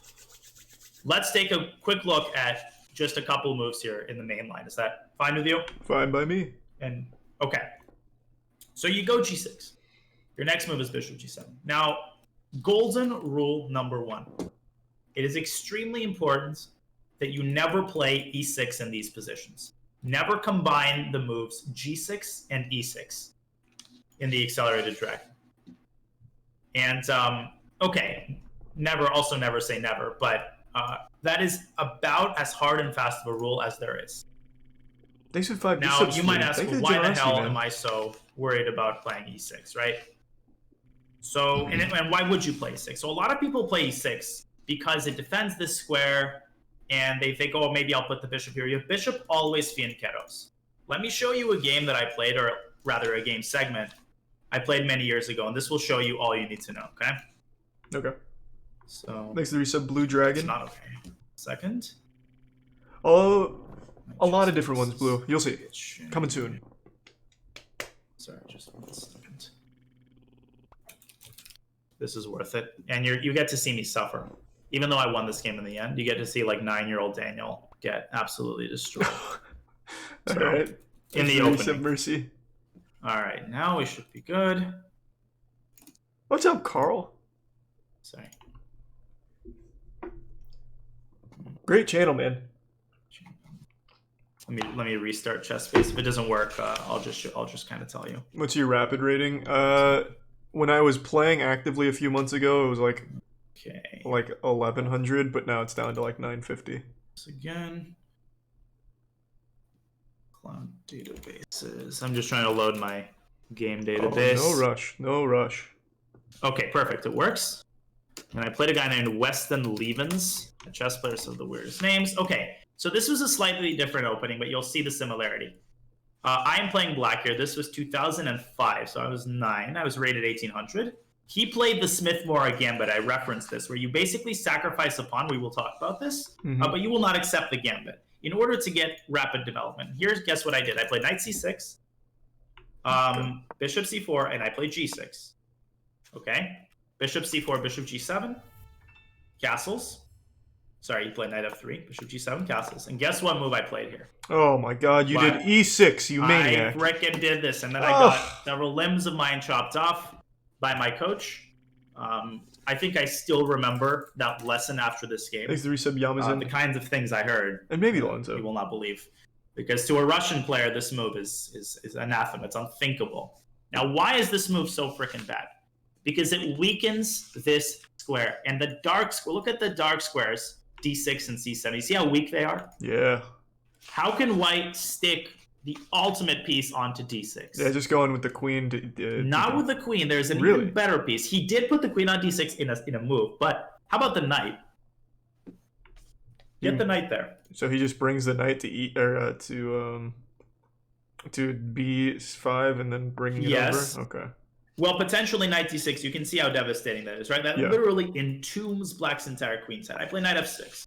But instead of knight d6, which would be good, now he plays queen d6, which is even better. What is he threatening?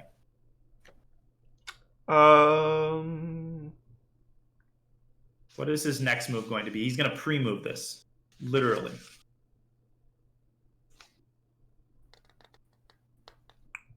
Don't overthink it.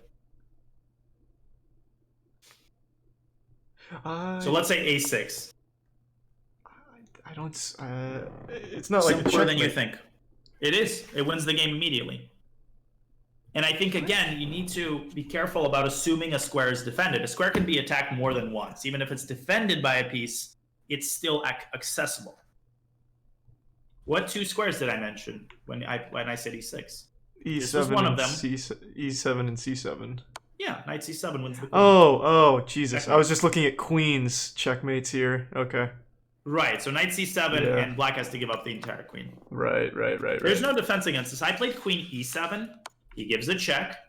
And now, something we will also work on the order of things. White to play and win material. Do you take the rook first? What do you do first? What do you do second? How do you win the game? I imagine you trade queens first, right? Wouldn't that be the first order of business? Very nice. You trade queens and you take the rook. I actually won this freaking game because I was a little goon. I was a little devil. I eventually won the knight somehow, even though it could have evacuated itself, and I won this game. But this taught me a lesson I never forgot. This in conjunction with the lesson. G6 and E6 is one of the worst combinations of moves you can possibly play. And the reason that G6 plays a role here is the bishop is gone from F8. If the bishop was at least on F8, it would defend this square, right? Now this square is completely unattended. Okay, so I know we took a while on this particular concept, but I really wanted to hammer this home. Now, when you play a bunch of games in the Accelerated, we are going to see what your opponents play most commonly. The main move is knight to c3. So continue the development. G7, bishop, fianchetto. G7. And the great thing about the Accelerated Dragon, it's super frickin' natural. Most people are going to take on c6 with a knight. Which way do you take with? I imagine I take with the b pawn, right? You take with the b pawn, exactly. What do you gain from this capture? It lets me get my bishop where I want it in the first place on that b7, right? Why do you want it here? Because it's going to be attacking kingside. It's going to be attacking these nuts. It's going to be attacking the kingside. It's me staring at the pawn. What? So bishop b7, and then you wanted to move the pawn out of c6, right? Well, yeah, I just meant like eventually we want both bishops looking on the... What was it called? The Naroditsky super shitter or something, where you have both bishops on the same side? What the fuck was it? The Horowitz bishops. Yeah, there it is. The Horowitz. The Horowitz bishops, yes. So, I agree, that was completely inadequate reaction. Bishop b7 is indeed something you play, but I would say that the word eventually is problematic here, because look at what could happen. If you put the bishop here, you see that the e4 pawn is super well defended by white. Yeah. The problem is, even if you play c5, the bishop is going to be biting on granite here. So I would generally say you want to develop this bishop along this diagonal. Okay. And I want to make a lot of these observations because I want you to understand as much as possible the sort of correct system of developing your pieces in the Accelerated. So let's say that white plays bishop d3 as we did. Continue developing with black. What do you do? I'm now developing knight to f6, right? Or am I yes, that's perfect. Okay. Knight f6 is great. You're not afraid of this move. What square is now possible for the knight? No. Again, the move e5, something I told you at the beginning of the session. When a pawn is pushed like this, what squares are left behind?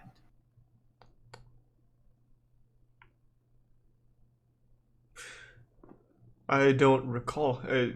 What I was looking at is just centralizing the knight again by just bringing it to d5. Okay, cool. Exactly, right? The pawn used to defend the square. Sorry, not to like over. Oh, okay. I get you. And in the Accelerated, it's going to be extremely important to keep this bishop active. So if white tries to defend the pawn with f4, can we get the hell rid of this pawn? Yeah, we can just push a pawn of our own, right? Yep, d6, forcing the trade, and we got an amazing position. So e5 is not dangerous. Therefore, and you're definitely going to have this position. People usually do this. Castles. I said two and the great thing about this, black's play is so natural here. Let's say that white develops his other bishop to e4. Flips it, and I plan on it. Strike in the center. Black is already better here. Occupy that center and open up your pieces. Now I'm just pushing to d5, right? He takes d5. Continue. Take c pawn. What are you threatening? I'm threatening a fork at d4. Threatening a fork. White actually has a hard time defending it. So let's say white plays bishop to e2. Queen defending the pawn. How do we reinforce the threat of the fork while grabbing more of the center? I bring the e pawn to e5, right? Bingo. And now your favorite news ever, you actually can fianchetto the bishop. Oh, there it is. Friggin' yeah, that's exactly what you meant, actually. You meant this position. Yeah. It was just implied. I should have interpreted it that way, of course. How could I have thought it was in another position? And black already is much better. Now you will bring your queen in, your rooks in. Black's got an amazing position. So that's one possible sequence of events. Now, knight takes c6 at a high level is a mistake, because it allows this pawn here, it allows black to have an easier time preparing d5, and later the rook could get to b8. So white's best move here is actually bishop e3. And this one we will talk about later. Black goes knight f6. Basically, black develops in very simple fashion. That's the great thing about the accelerated. And in Sicilian in general, the development is supernatural. Okay? Okay. But I think that with openings, we'll definitely ramp it up. Thanks, but I think this is a good place to pause for the opening segment. What do you think? You have a lot to mull over here. Yeah, can we... so in the beginning, I already forgot. Yeah. So this line we fianchettoed, but I don't... Okay, so... A quick review. Yeah. If bishop c4, and as many questions as you want. I mean, I just don't want to overwhelm you with too much openings. So when it's the Italian, that's when I'm e6 to blunt that. There you go. Blunt the bishop, castles.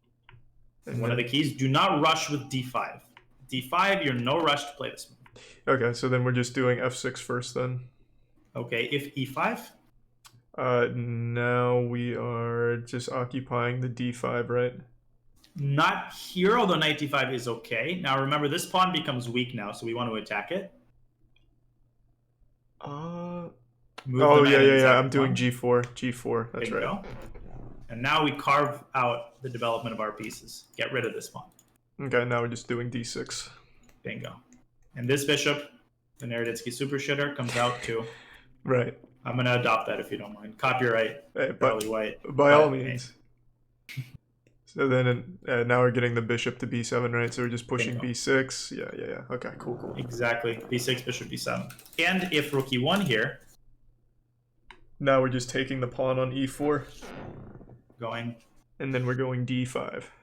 Nice.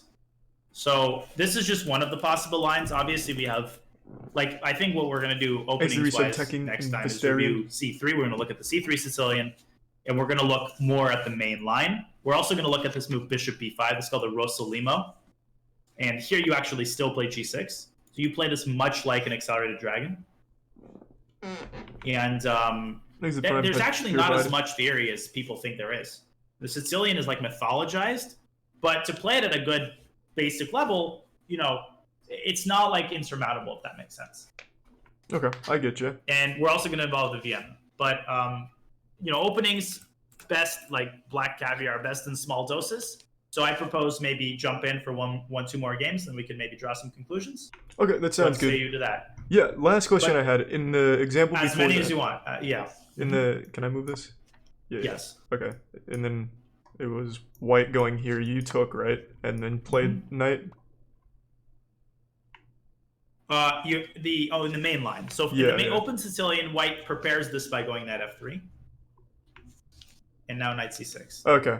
I was wondering when this happened, because I know we took a pawn in one of the examples, and I couldn't remember. So this is the open Sicilian that they played? Open Sicilian, yeah. Knight takes d4, open Sicilian because they open up the position. And now you do what?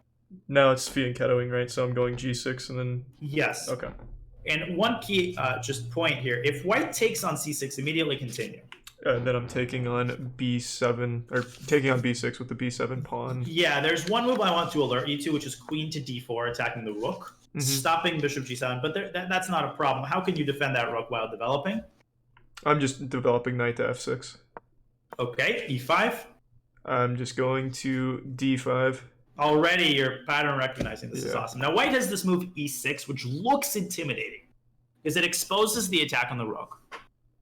And here I'm just going to tell you, you just play f6.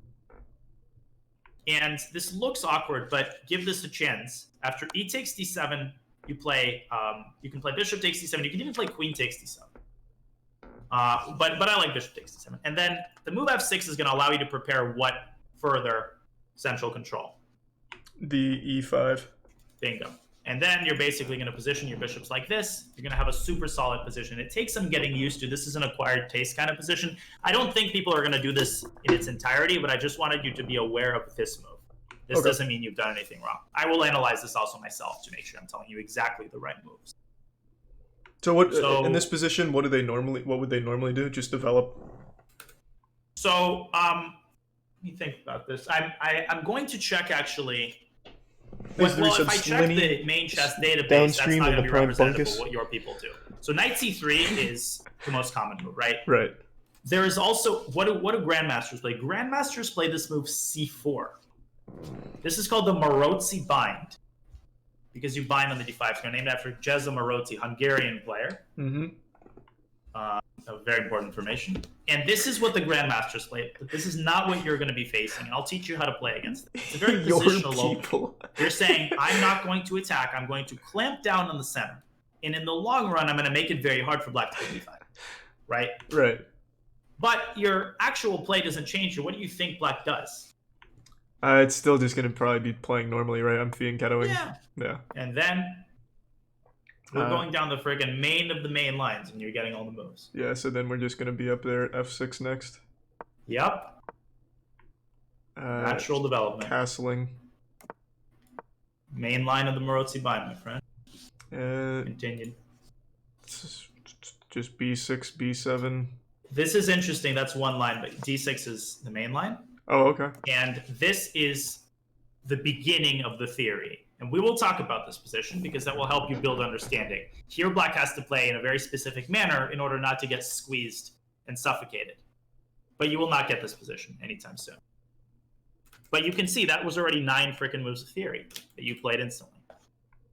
Okay, and we basically just started. So imagine where we'll be in a freaking month from now. True, we'll be the ultimate accelerated dragon expert. That feels good. I just need to remember when to do these. Yeah, we'll review this a million times. Yeah. And I just want to warn you, like, when we do these openings, you're going to forget. First couple, you're going to lose some games. You're going to get crushed a couple times. And you're going to make stupid mistakes. You're going to forget. You're going to mess up the move order on move 2. And you just have to be patient with yourself. It's Rich telling me to advising someone to be patient with themselves. Because if I mess up the move order, my entire apartment is usually trashed. But you just have to expect that. It's a rite of passage when you're learning new openings.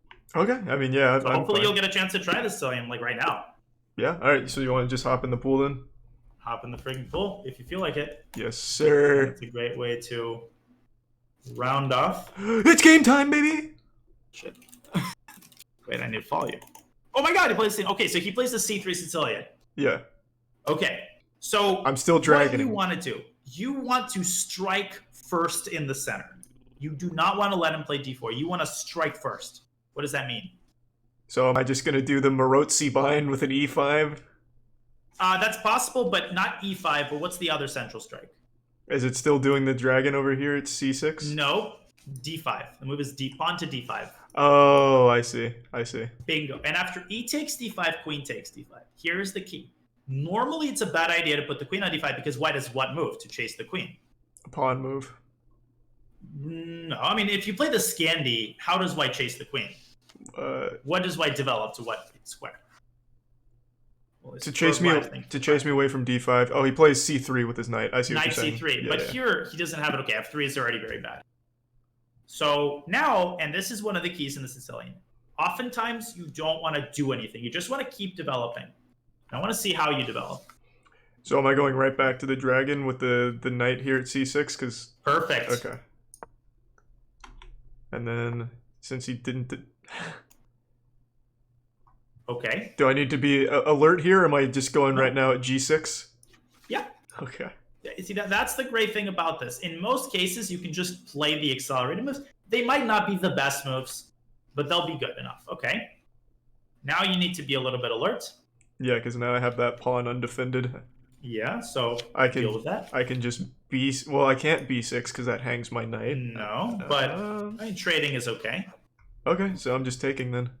That also softens up his D4 pawn. And guess what? You're fianchettoing your bishop. So unless he plays this super accurately, he might end up... His center might end up collapsing here. Awesome. Awesome. So I can't take. He's now have... What can't... Okay. So I'm just going to develop. Absolutely. he should play e5 here. And that closes up the center, reaches thanks an to tier 1, position, Harry. which you need to kind of practice playing. Okay. Continue developing. Absolutely.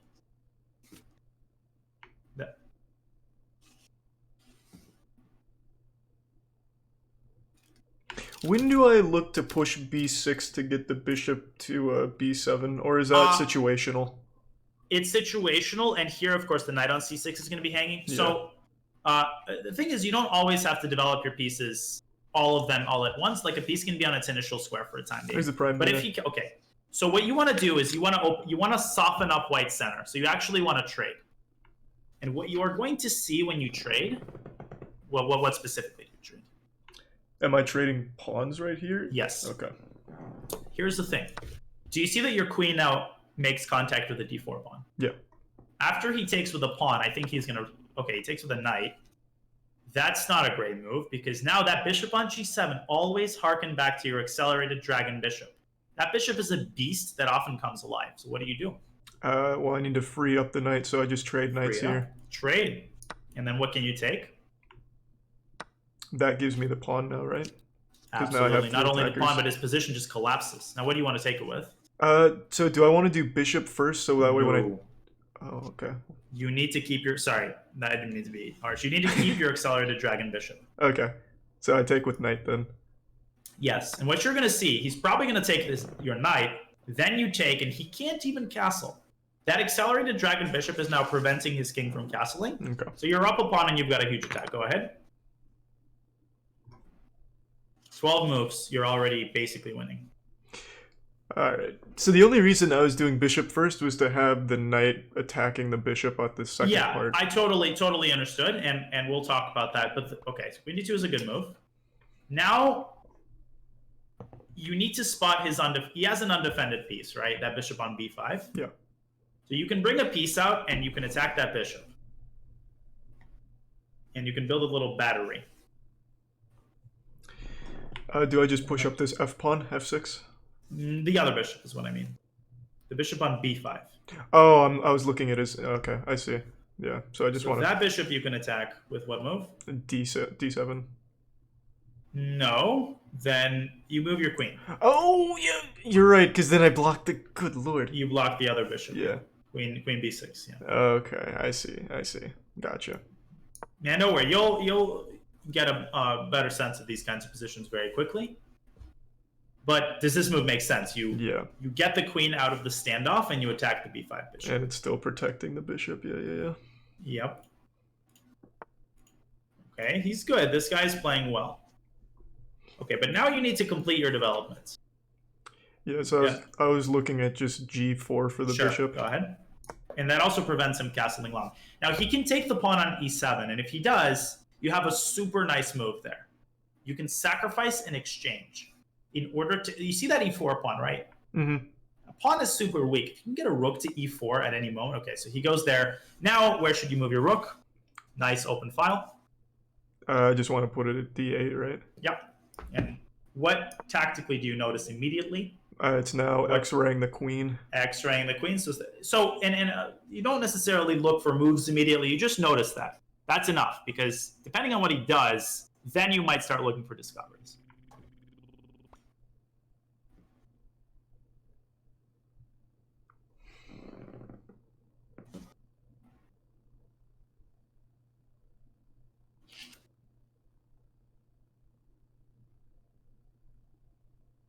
Thanks to the prime, RJ.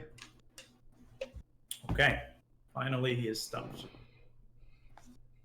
And there's going to be a long time where you feel like you're at sea in these positions. Mm-hmm. But so are your opponents. Like, nobody below really 1400 studies the Sicilian properly. So remember that you're not going to be playing people who are at all well prepared. They might have a line chosen, but that's right about it. So, and the same goes for your white openings, by the way. Okay, rook, okay. Oh my god, you have a beautiful move here. So, I don't just take the rook with the bishop? Not yet. Discovery against the queen. What comes to mind? The only check that I saw is Go f2. ahead, do it. Well, but f2, he just takes with the queen. But then keep calculating. You have checkmate in 1. You see your bishop on g4. You see your rook on d8. They combine to attack what square? Oh, I see the d1. Okay. Yep. So I just... That's where the puzzles are going to come in. Yeah. Yeah, so I'm still just doing this f2. Yeah. The way I see this is when he plays rook d1, I notice which pieces are... Okay, great. Yeah, so now it's just checkmate, bringing rook down. Okay. Congrats on your first Sicilian game. Yeah, okay, that makes sense. Okay, so just a couple of things, and then maybe you can play one last one. Let me invite you. Just important because these first couple of games in the Sicilian are gonna offer us very important chances to improve. Thanks to the resub remote and Amplify and Grug and Toast Malone for the bits. Toss me that bad boy one more time. Sure. Done. Okay. So c3 d5, the rationale behind this makes sense, right? Yeah. If they take, we get away with taking with the queen, and this is the main line. White goes d4, and now keep pressure the pawn. Yeah, so now I'm just bringing up the knight to c6, right? Bingo. And you almost never want to take the pawn, because what concession does this make? Thinking about what we talked about in the context of the queen on d5. Well, now I can just develop the knight. Bingo. So you want to keep the tension. Knight f3. Where's the prime popcorn? Now apply indirect pressure on this pawn. When I say indirect pressure, what I basically mean usually is you apply pressure on the pieces defending a particular pawn. But it's also a natural development. You should see this, regardless of its intention. It's just an intuitive move. I'm still fianchettoing, right? Jeez. Not yet. First, deal with this bishop. Where can you put it? Do I go to the g4? Yes. Okay. You seem mystified at this move. Yeah, cool, because he's just going to chase it away. Okay, but wait a minute. This bishop is making contact with the knight. What pawn is this knight defending? Oh, it's defending the d4. How many attackers does the d4 pawn have? It has 3. So after h3, we do what? We just take. Yeah, and then even queen takes, you take the queen. Pawn takes, you take the pawn. So even, by the way, even if he did chase you away, even if he does this, right? Look at how weak the knight becomes. Yeah. The knight is now basically undefended. It's pinned. So sometimes you want to provoke that. That's also fine. But anyways, we'll talk about that later. f3, knight c6. And you see how adaptable the accelerated dragon is. You can basically play it against anything. And here, yeah. When should I trade pawns? In that situation, it was hanging. When is it just when I can't defend it with a pawn? Oh, you mean this pawn? The move before this, we just took that pawn. So yeah, I mean, it's just because he wants to take on c5. Okay, so just beat him. Also, like, trading softens up the center. Ultimately, the accelerated dragon is a hypermodern. And not to lecture you too much, but I might have talked about this before. The hypermodernists were a group of people in the 1920s who developed all of these openings, like the accelerated dragon and King's Indian. And these are openings where you allow your opponent a greater share of the center, okay? Which they were laughed out of every tournament because of that. Because, like, this was anathema. You couldn't say that. The center was all the rage. I mean, I know that sounds weird to us now, but literally they were laughed at. But the bottom line in these openings is you deploy your pieces in sniper-like fashion. You attack White's center from afar. And so you want to do whatever it takes to soften up White's center. Does it make sense that this trade weakens the d4 pawn? Yeah.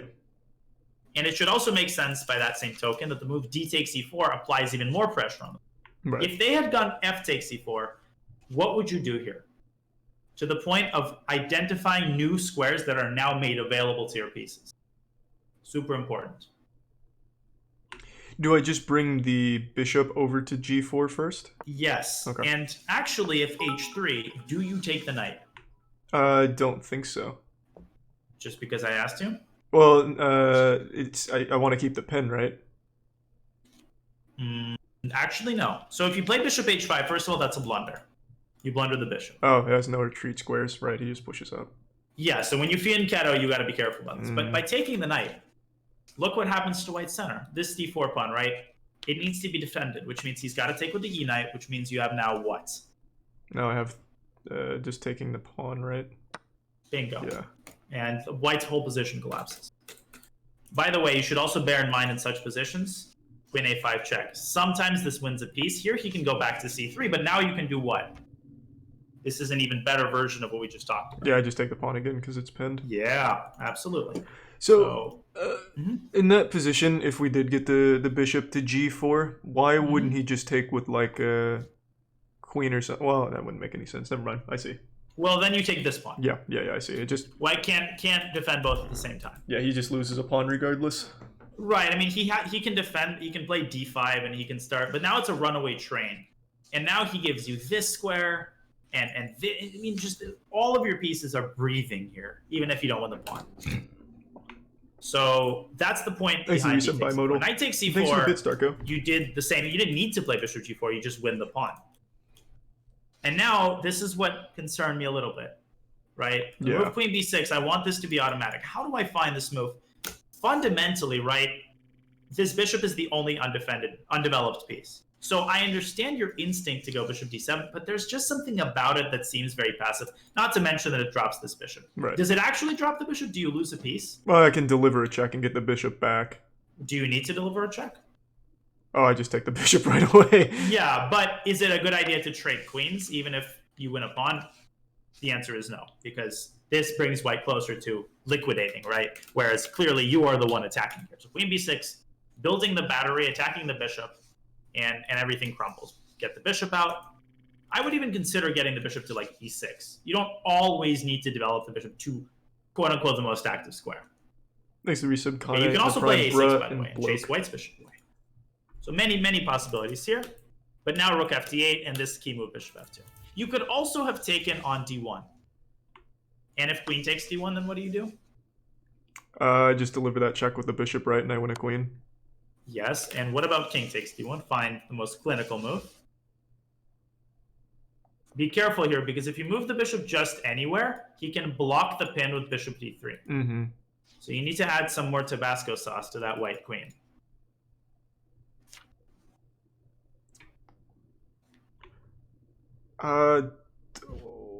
Do I swing it all the way around to h5? Or, whoa, no, I can't even do that. I don't even know what I was looking at. Great move. Jesus.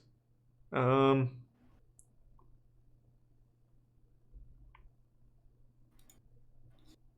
just directly attack it at e3. Okay.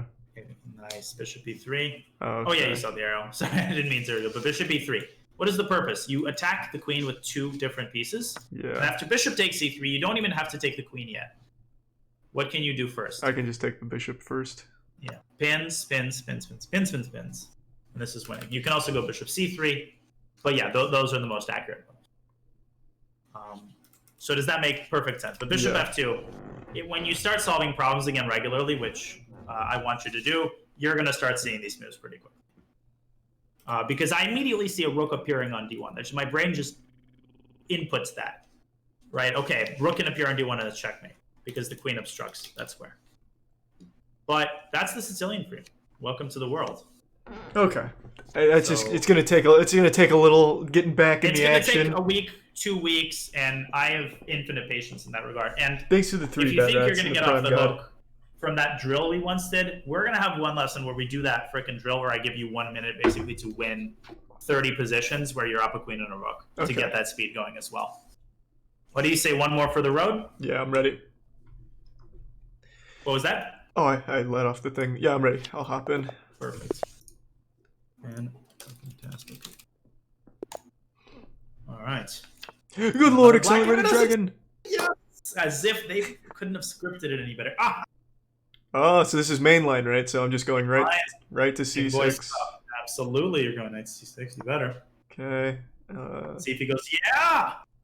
So then this is where I take and then Fianchetto. And Fianchetto. Welcome to the Accelerated Dragon, my friend. Scripted. Okay, main line. We talked about bishop b3 or knight c. We talked about knight c6. I said that that's the most. Okay, bishop b3 is the main line. Develop. Okay, and then it is f6. Yeah. You are playing big boy opening theory right now. He's probably gonna. Okay, f4. It's still castle, right? So I would say here, you have to ask yourself, what is the purpose of f4? What move does it prepare? E5. Yeah, so there is a move you want to make here, which you want to make anyway in these positions D6. to stop e5. Yeah, play d6 first. So be flexible in your development. I'm teaching you an opening scheme. Thanks for resub, JBR. What has to transcend that is, first and foremost, you have to look at what your opponent is doing. Because your opponents are going to do a wide variety of various things, and sometimes you're going to have to modify or change the order of things a little bit. Okay, so in this position, if he pushes e5 still, do I want to take or do I just want to go d5 right away? Well, if he pushes e5, you can't go knight d5. That hangs. You can also go knight g4, by the way. Look at that g4 square. That can set his entire position in disarray because his bishop defends the knight on d4 and his position may collapse. Okay, so bishop b5, you have to attend to that. Mm-hmm. Defend the pin. You know how to defend against these pins. Yeah. At one point in time, I'm sure I did. Right. Again. Do I just bring the bishop there at d7? Yes, bingo. Okay. And one area where you've grown and I like it is you don't always now try to develop a piece to the quote-unquote most active square. Like bishop on d7, a lot of people look at it and say that's a shitty bishop. Not really. It's fine. It's doing its job. And you actually already have a super nice move here. I already mentioned this move to you before. Yeah, is it g4? Nice. Yeah, G4. Okay, cool. If he moves his bishop, guess what wins the game is the fianchetto bishop on g7. He's got to take on c6, which is a concession we talked about. Yeah, he's already in trouble. And you could have also castled, but that's a good idea. That's a good thing, a good lesson of not being on autopilot, eliminating the autopilot. Mm-hmm. Always considering the concrete resources in a given position rather than sort of making the next move on the laundry list. So does this move knight g4 make sense? Yeah. And he played f4 on move 7. That was a mistake because that left the bishop on e3 undefended. You're exploiting that. It makes perfect logical sense. Thanks, Prime Omi. And ultimately, okay, perfect. You're winning. How? In many ways, actually. Yeah, so I just take that bishop. Yes. And then from there, he's probably going to take back and lose his queen, but he should take on c6, but you're going to end up a piece up anyway. If he takes, I'm having a hard time figuring out the next line. If he takes on e3 with the queen, okay. What's the next move? Is it taking?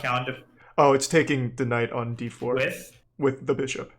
With the bishop pinning his queen. Yeah. Winning his queen. And the accelerated dragon bishop wins the game. There, he can cut his losses. Well, okay, he does. Now, here you have to be very precise. What you want to do here, look at, okay, what do you think Black should do? I was looking what should you take? I was looking at taking the rook. That's fine. That's one of the possibilities. Probably not the exact most precise move, but it's fine. Okay, well, I'll do it, and you'll see what would happen if he reacts correctly, and then this is winning. This is also winning. Basically, the reason is that knight on f1 is going to be trapped, and you could have won a piece instead of an exchange, which is marginally better. Okay, so I just take here with the queen. He takes. Of course. He takes back. Well, he doesn't take on f1. If he's 5-head, he's going to move his knight from d4, let's say to f3 or b3, and he will. I mean, I think you'll see that. You think? And then, okay, so he does something similar, which is also fine. Now, this is a very good chance for me to remind you of a principle. When you have a piece that is lost, okay, remember that you want to give this piece up for as much, you want to take with you as much as you can. If you're already losing the piece, you might as well freaking give it up for something. So what do I mean here? Just taking the pawn on h2. Bingo. And when you blunder pieces, and you will, that's a good way to cut your losses. Okay, so now you're up in exchange and a pawn. Continue. Yeah, now I just want a castle. Yeah, absolutely.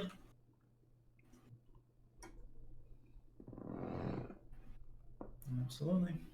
Now think about, are there pieces that could be deployed into the game that are currently not doing anything?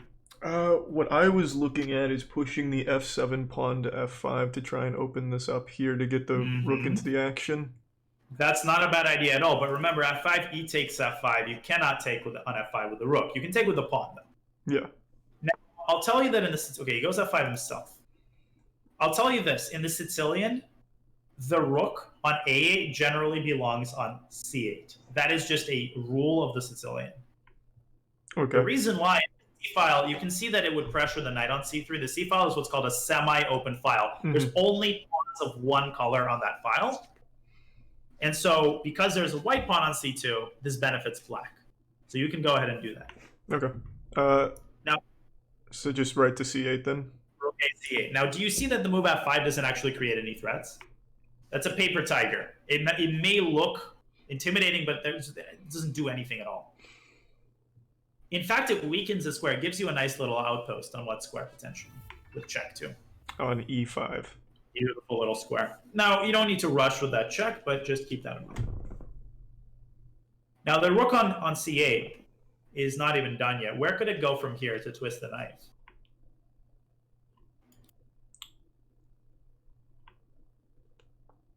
Are we looking at c5 and getting it over to h5? Potentially, if he takes the pawn, then yes. But if he doesn't, if he leaves the pawn on f5, where can the rook go? Oh, am I just going to c4 then? Bingo. I'm telling you, you have a freaking sense for these positions. I just knew it, and I can see it. Rook c4 attacks the knight, and he has to move the knight, and his position collapses. Yeah, this guy knew. Okay. So I'm just playing that now. Yeah. There's many ideas of this move. You can also stack the rooks on c8. Okay. He's playing this pretty well, but now you can strike in the center. See, this is a good time. He's moved his pieces away so you can rip apart the center. Yeah, so now do I just play d5 here? Yeah. Sorry, excited. Yes. I'm excited for you to be playing this opening. This is going to pay off in a big way. Okay, b3. I have to drop the rook now. Yeah, that's okay. Do I drop it all the way back, or do I want to drop to like c5? Well, c5 back all the way. c5 would run under the crosshairs of the queen on f2. It would be a discovery there. And this is one of the other things I want you to pay attention to increasingly is you put a piece on a square. A lot of people are averse to bringing a piece back to where it came from. Like, well, I just came from there. But the situation changes, and that's generally not a reason to not do that. Okay, now what? Complete the job? I just take now. Yeah. Exposing the attack on the knight.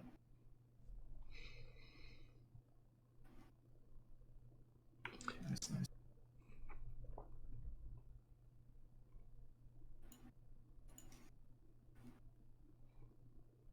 Yeah, he's busted. He's got 20 seconds. This is your first day playing the Excited. Okay. What can you tell me about the rook on d1? Undefended. Bingo. So do you have to worry about the x-ray? The queen is actually in charge here. Can you attack that knight? If I take with bishop, he takes. I can't. Can I? You can. Nope. But you can apply pressure on it with a piece that is currently on not doing anything. I'm looking at e5. With a piece that's currently e5, you can en passant you. Oh, right. I totally forgot about en passant. There is a piece that's not doing anything. It's sitting on f8. Oh. You should see this. Okay, so I just bring the rook over to d8? Yeah. Rook d8. Don't lose on time, Ramino. We're going to have a big problem. A big fucking problem. We lose this game on time. Collect the harvest. I just take the pawn. Yeah. Why the pawn? The knight. Oh, shit. Sorry. This is fine. That's fine. I was panicking. Now you take the rook and you win the rook. Yeah. But, and he takes on e7. You can tuck. Okay. Just take back. Fine. You got to move fast. Tuck the king away on h8. Bring queen back to d4. Yeah. Wait. What? Queen d4. Move. Queen g7. You can take the knight, and pre-move everything. Jesus Christ. Pre-move. Every move has to be a pre-move, Charlie. Literally, rook 1 square forward. Pre-move everything. This is good practice pre-moving. Move. Bingo. That's the new frickin' Charlie. That's what I'm talking about. You would have lost that game on time. You can pre-move with the best of them. So when you reach 3-4 seconds, and you are probably going to have a time scramble in PogChamps, there has to be a threshold. You reach 4 seconds, you pre-move whatever it takes. It doesn't matter what move you make. I can't emphasize that enough. Okay, and you did that here very successfully. Okay, so I had a quick question though towards the Please. end. All right. So let me invite you to a board. Yeah. At the end, we will practice the speed as well, by the way. Okay. Yeah, at the end when I took pawn instead of knight, I was wondering why knight was the better call. Right. So. But maybe I'm just not remembering the position right in my head. Yeah, so basically here, rook f8 attacks the knight. Mm-hmm. The knight, can he defend with c3, first of all? No, because he hangs the pawn. Right, that's why we put the rook there. Now, taking the pawn, I suppose, is fine, but taking the knight is just a free knight. I mean, why take the pawn and slightly weaken your king? I guess it's fine, because he has to move this knight, and then you can take the knight? I guess it's fine, but this is more pure. Okay, I get you. This is more pure. And then you can take the pawn with the queen, without ruining your king's side. Okay, that makes sense. But this move rook d8, right? Now, e5, he had en passant. Does that make sense? Can you make that en passant on the board? Yeah, it's just going like right here. And believe it or not, this is actually good for black. Because now he's got to move his queen. And you can again make the move e5. Okay. And this time, this is a funny technique. And this time he doesn't have one. Exactly. That's what the knight is saying. So that would have also been fine. But rook d8 is, again, the cleanest. In terms of other notes, this move knight g4 is what I want you to keep in mind. Whenever they play f4, that bishop on e3 loses its protection. And it's a matter of time until you play knight g4. He should have probably gone h3 to stop it. Oh, I remember the other thing. When I took bishop and then took rook, what was the better thing instead of taking rook? So it was actually just to take on d4, which does many things. You win a piece. Okay? Mm-hmm. Now you have a discovered check against the king on the cards, and you're still attacking the rook. So mathematically speaking, you get the same thing you get in the game, except you also win the knight. For example, if he moves his rook to e1, give me the best discovered check here. Oh, just going there, c2. Bingo. And you win the rook, and you're up a full rook there, and so on. Okay, so it's a simple matter in these situations of not stopping the calculation, because you kind of stopped and said, he takes on f1, and then I take the knight. Not to put words in your mouth, I feel like that's what might have happened. But the knight, what I see, the knight is not getting out. He could have, he basically did that. He could move the knight away. Now you have to give away the knight. You're only up in exchange, which is still great, but not the same as a rook. Okay, that makes sense. So, but overall, I cannot be happier with how the Sicilian is starting out. And this is just the beginning. So on deck for us next, we're going to tighten the screws here in some of these lines, and we're going to get started on the Vienna. And you're going to have a ton of fun in that line as well. Okay, cool. And once again, what you want to hit in the meantime is you want to do puzzles, as much as you can. You want to play. And if you play on your own, I will go through your games and I'll try to assemble. And it was a good show, Nero. Sorry. Puzzle sets on the basis of your mistakes. So that'll give me a lot of material to incorporate it and cycle into future lessons where we'll talk about your mistakes. So, okay. I won't police that too much. Play as much as your heart desires. It makes sense to me. I mean, I think, how does that sound? Yeah, just the name alone from Marmaduke and the Accelerated Dragon, I think that sets the table. I mean, there's something symbolic. And I don't know they opened this. Myself. You have to play what Marmaduke played. That's what I'm saying. I think this was great, Charlie. I mean, we got a lot done. I think we laid the groundwork. We played openings, tactics, positional chess. We hit all 4 main points. And we'll let the boot camp begin. How do you feel? I feel good, man. I like it. Fantastic. Well, I think you've earned a rest from this wretched game. But yeah, I'm totally down for another session soon. Yeah, just hit me up with your schedule. I'm super excited. Absolutely. I'll message you. I'm excited for you to play, and this is awesome. Really appreciate it, Charlie. Of course, man. I'm looking forward to it. I hope you have a great afternoon, man. You too. Great session. Talk to you soon. Talk soon, man. See ya. All right. Take it easy. Bye. Okay. I'm going to take a piss real quick, and then I'll be right back. Give me 1 sec. I'm also going to fill up this water.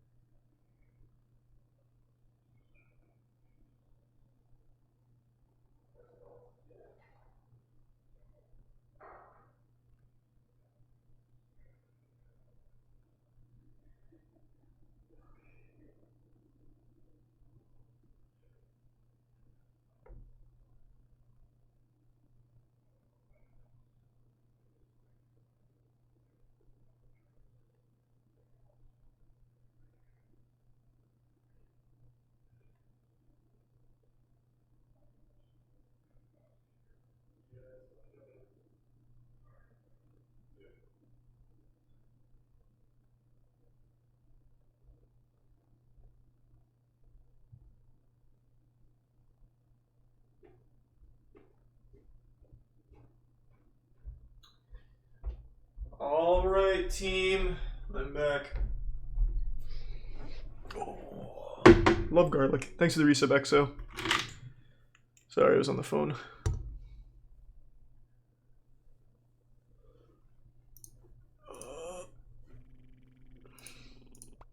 Thanks for the prime, Ingip.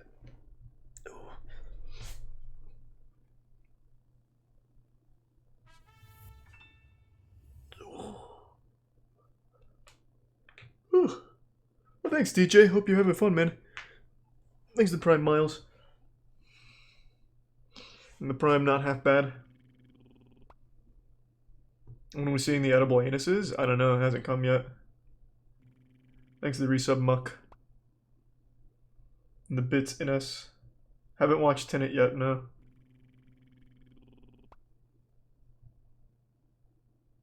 I was over 1,000 rating when I was actually playing. But then I took like a 2-month break and then I tried to come back with like fast games. And I was just getting stomped. Thanks to the Prime Zap and resub Psycho.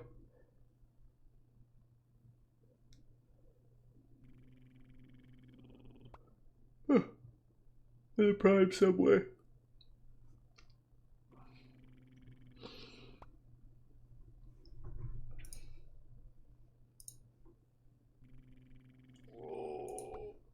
Thanks for the resub. Michaliterus. What will you do after? I'm probably going to stop here in a little bit, and then I'll come back later tonight and do some more Rust. I think PogChamp is obsolete. SogChamp should be the new standard. That's what I think.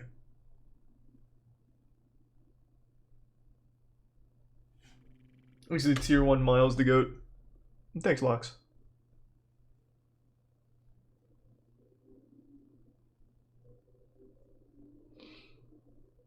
One more game for the road? No. I'm just gonna hang out for a little bit. I'm gonna go get some dinner here pretty soon. Order. Not right now, Sam. Just prepping for the PogChamps 3 tournament. Which I think they should rename to the SogChamps, but that's just me.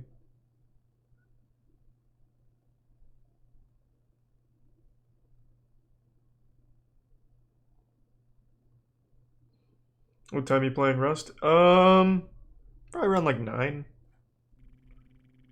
Thanks to resub Crimson.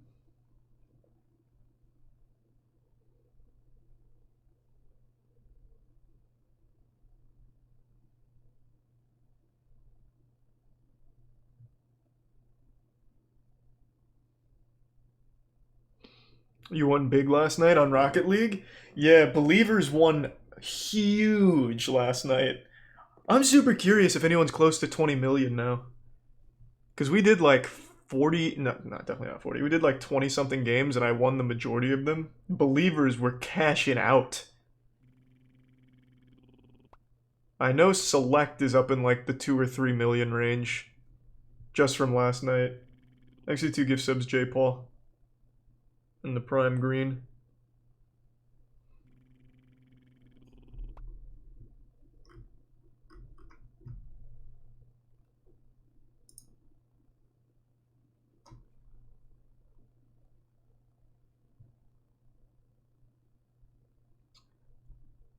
Carlos, Select won like 2 or 3 million last night in 2 hours.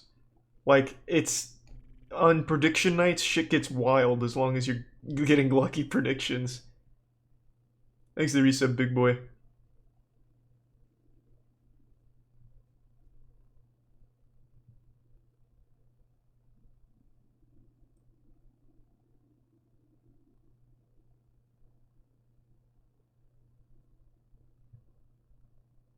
You playing Rust tonight? Yeah, I'll probably play Rust tonight. Around like 9.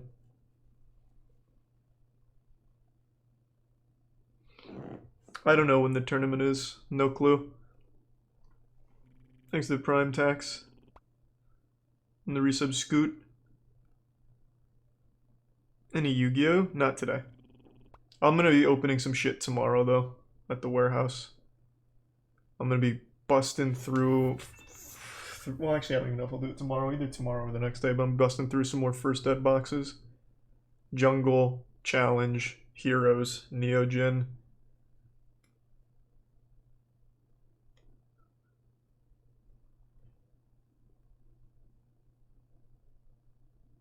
Oh, well, thanks, Danny.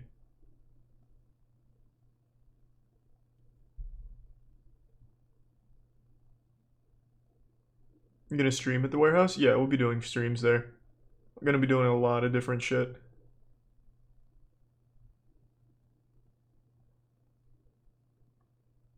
Your top 500 global in Duel Links? Good shit.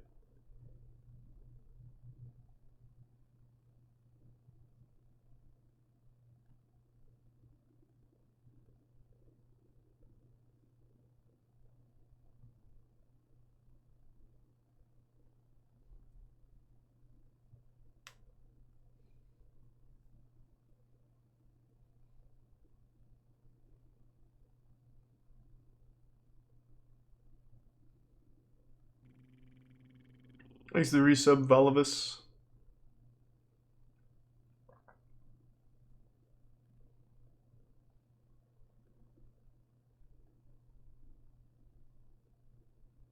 When will I play Yakuza again? I don't know yet.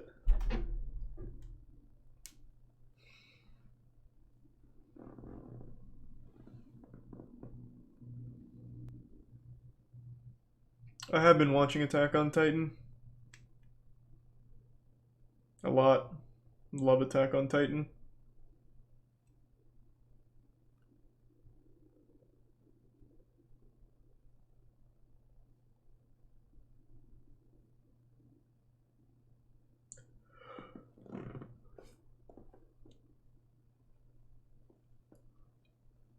I haven't watched the new episode yet. I have to wait for Tiana to get home. Oh yeah, I forgot to do that here. Is Silver Spirit on? I can do that now, I forgot. Jujutsu Kaisen's fantastic as well.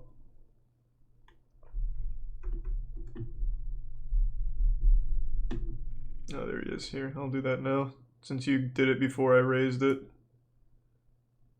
But yeah, 3.5 would be way too low.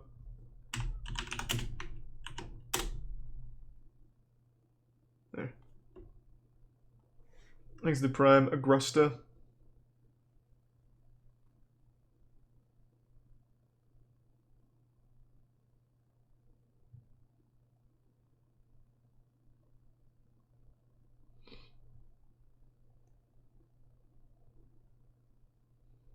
Are you still grinding for #1 spot in Mr. Krabs overdoses on ketamine?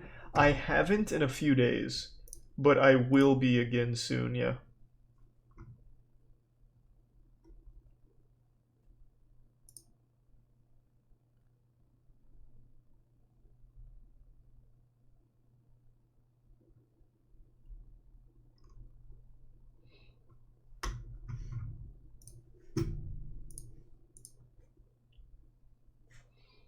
How'd the Rust speedrun go? My best time was a 118. I only did it for like a little while before giving up. That shit was way too fucking optimized.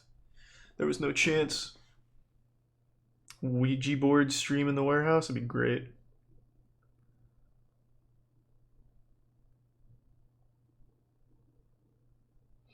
We'll see, Flip.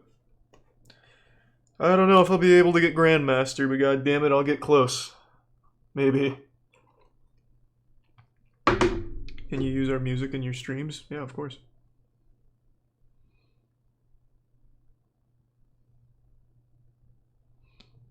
Okay, what time is it? Alright, I think I'm going to head out for now. I'm going to work out before getting food. So, I'll be back in 4 hours-ish. Somewhere in the 4-hour ballpark. Thanks to the Prime Neil. Thanks everyone for tuning in. To everyone who donated, big thank you. New subs, welcome aboard. Appreciate the generosity. Enjoy the emotes. And I will see you all in 4 hours. Take it easy, everyone. See ya.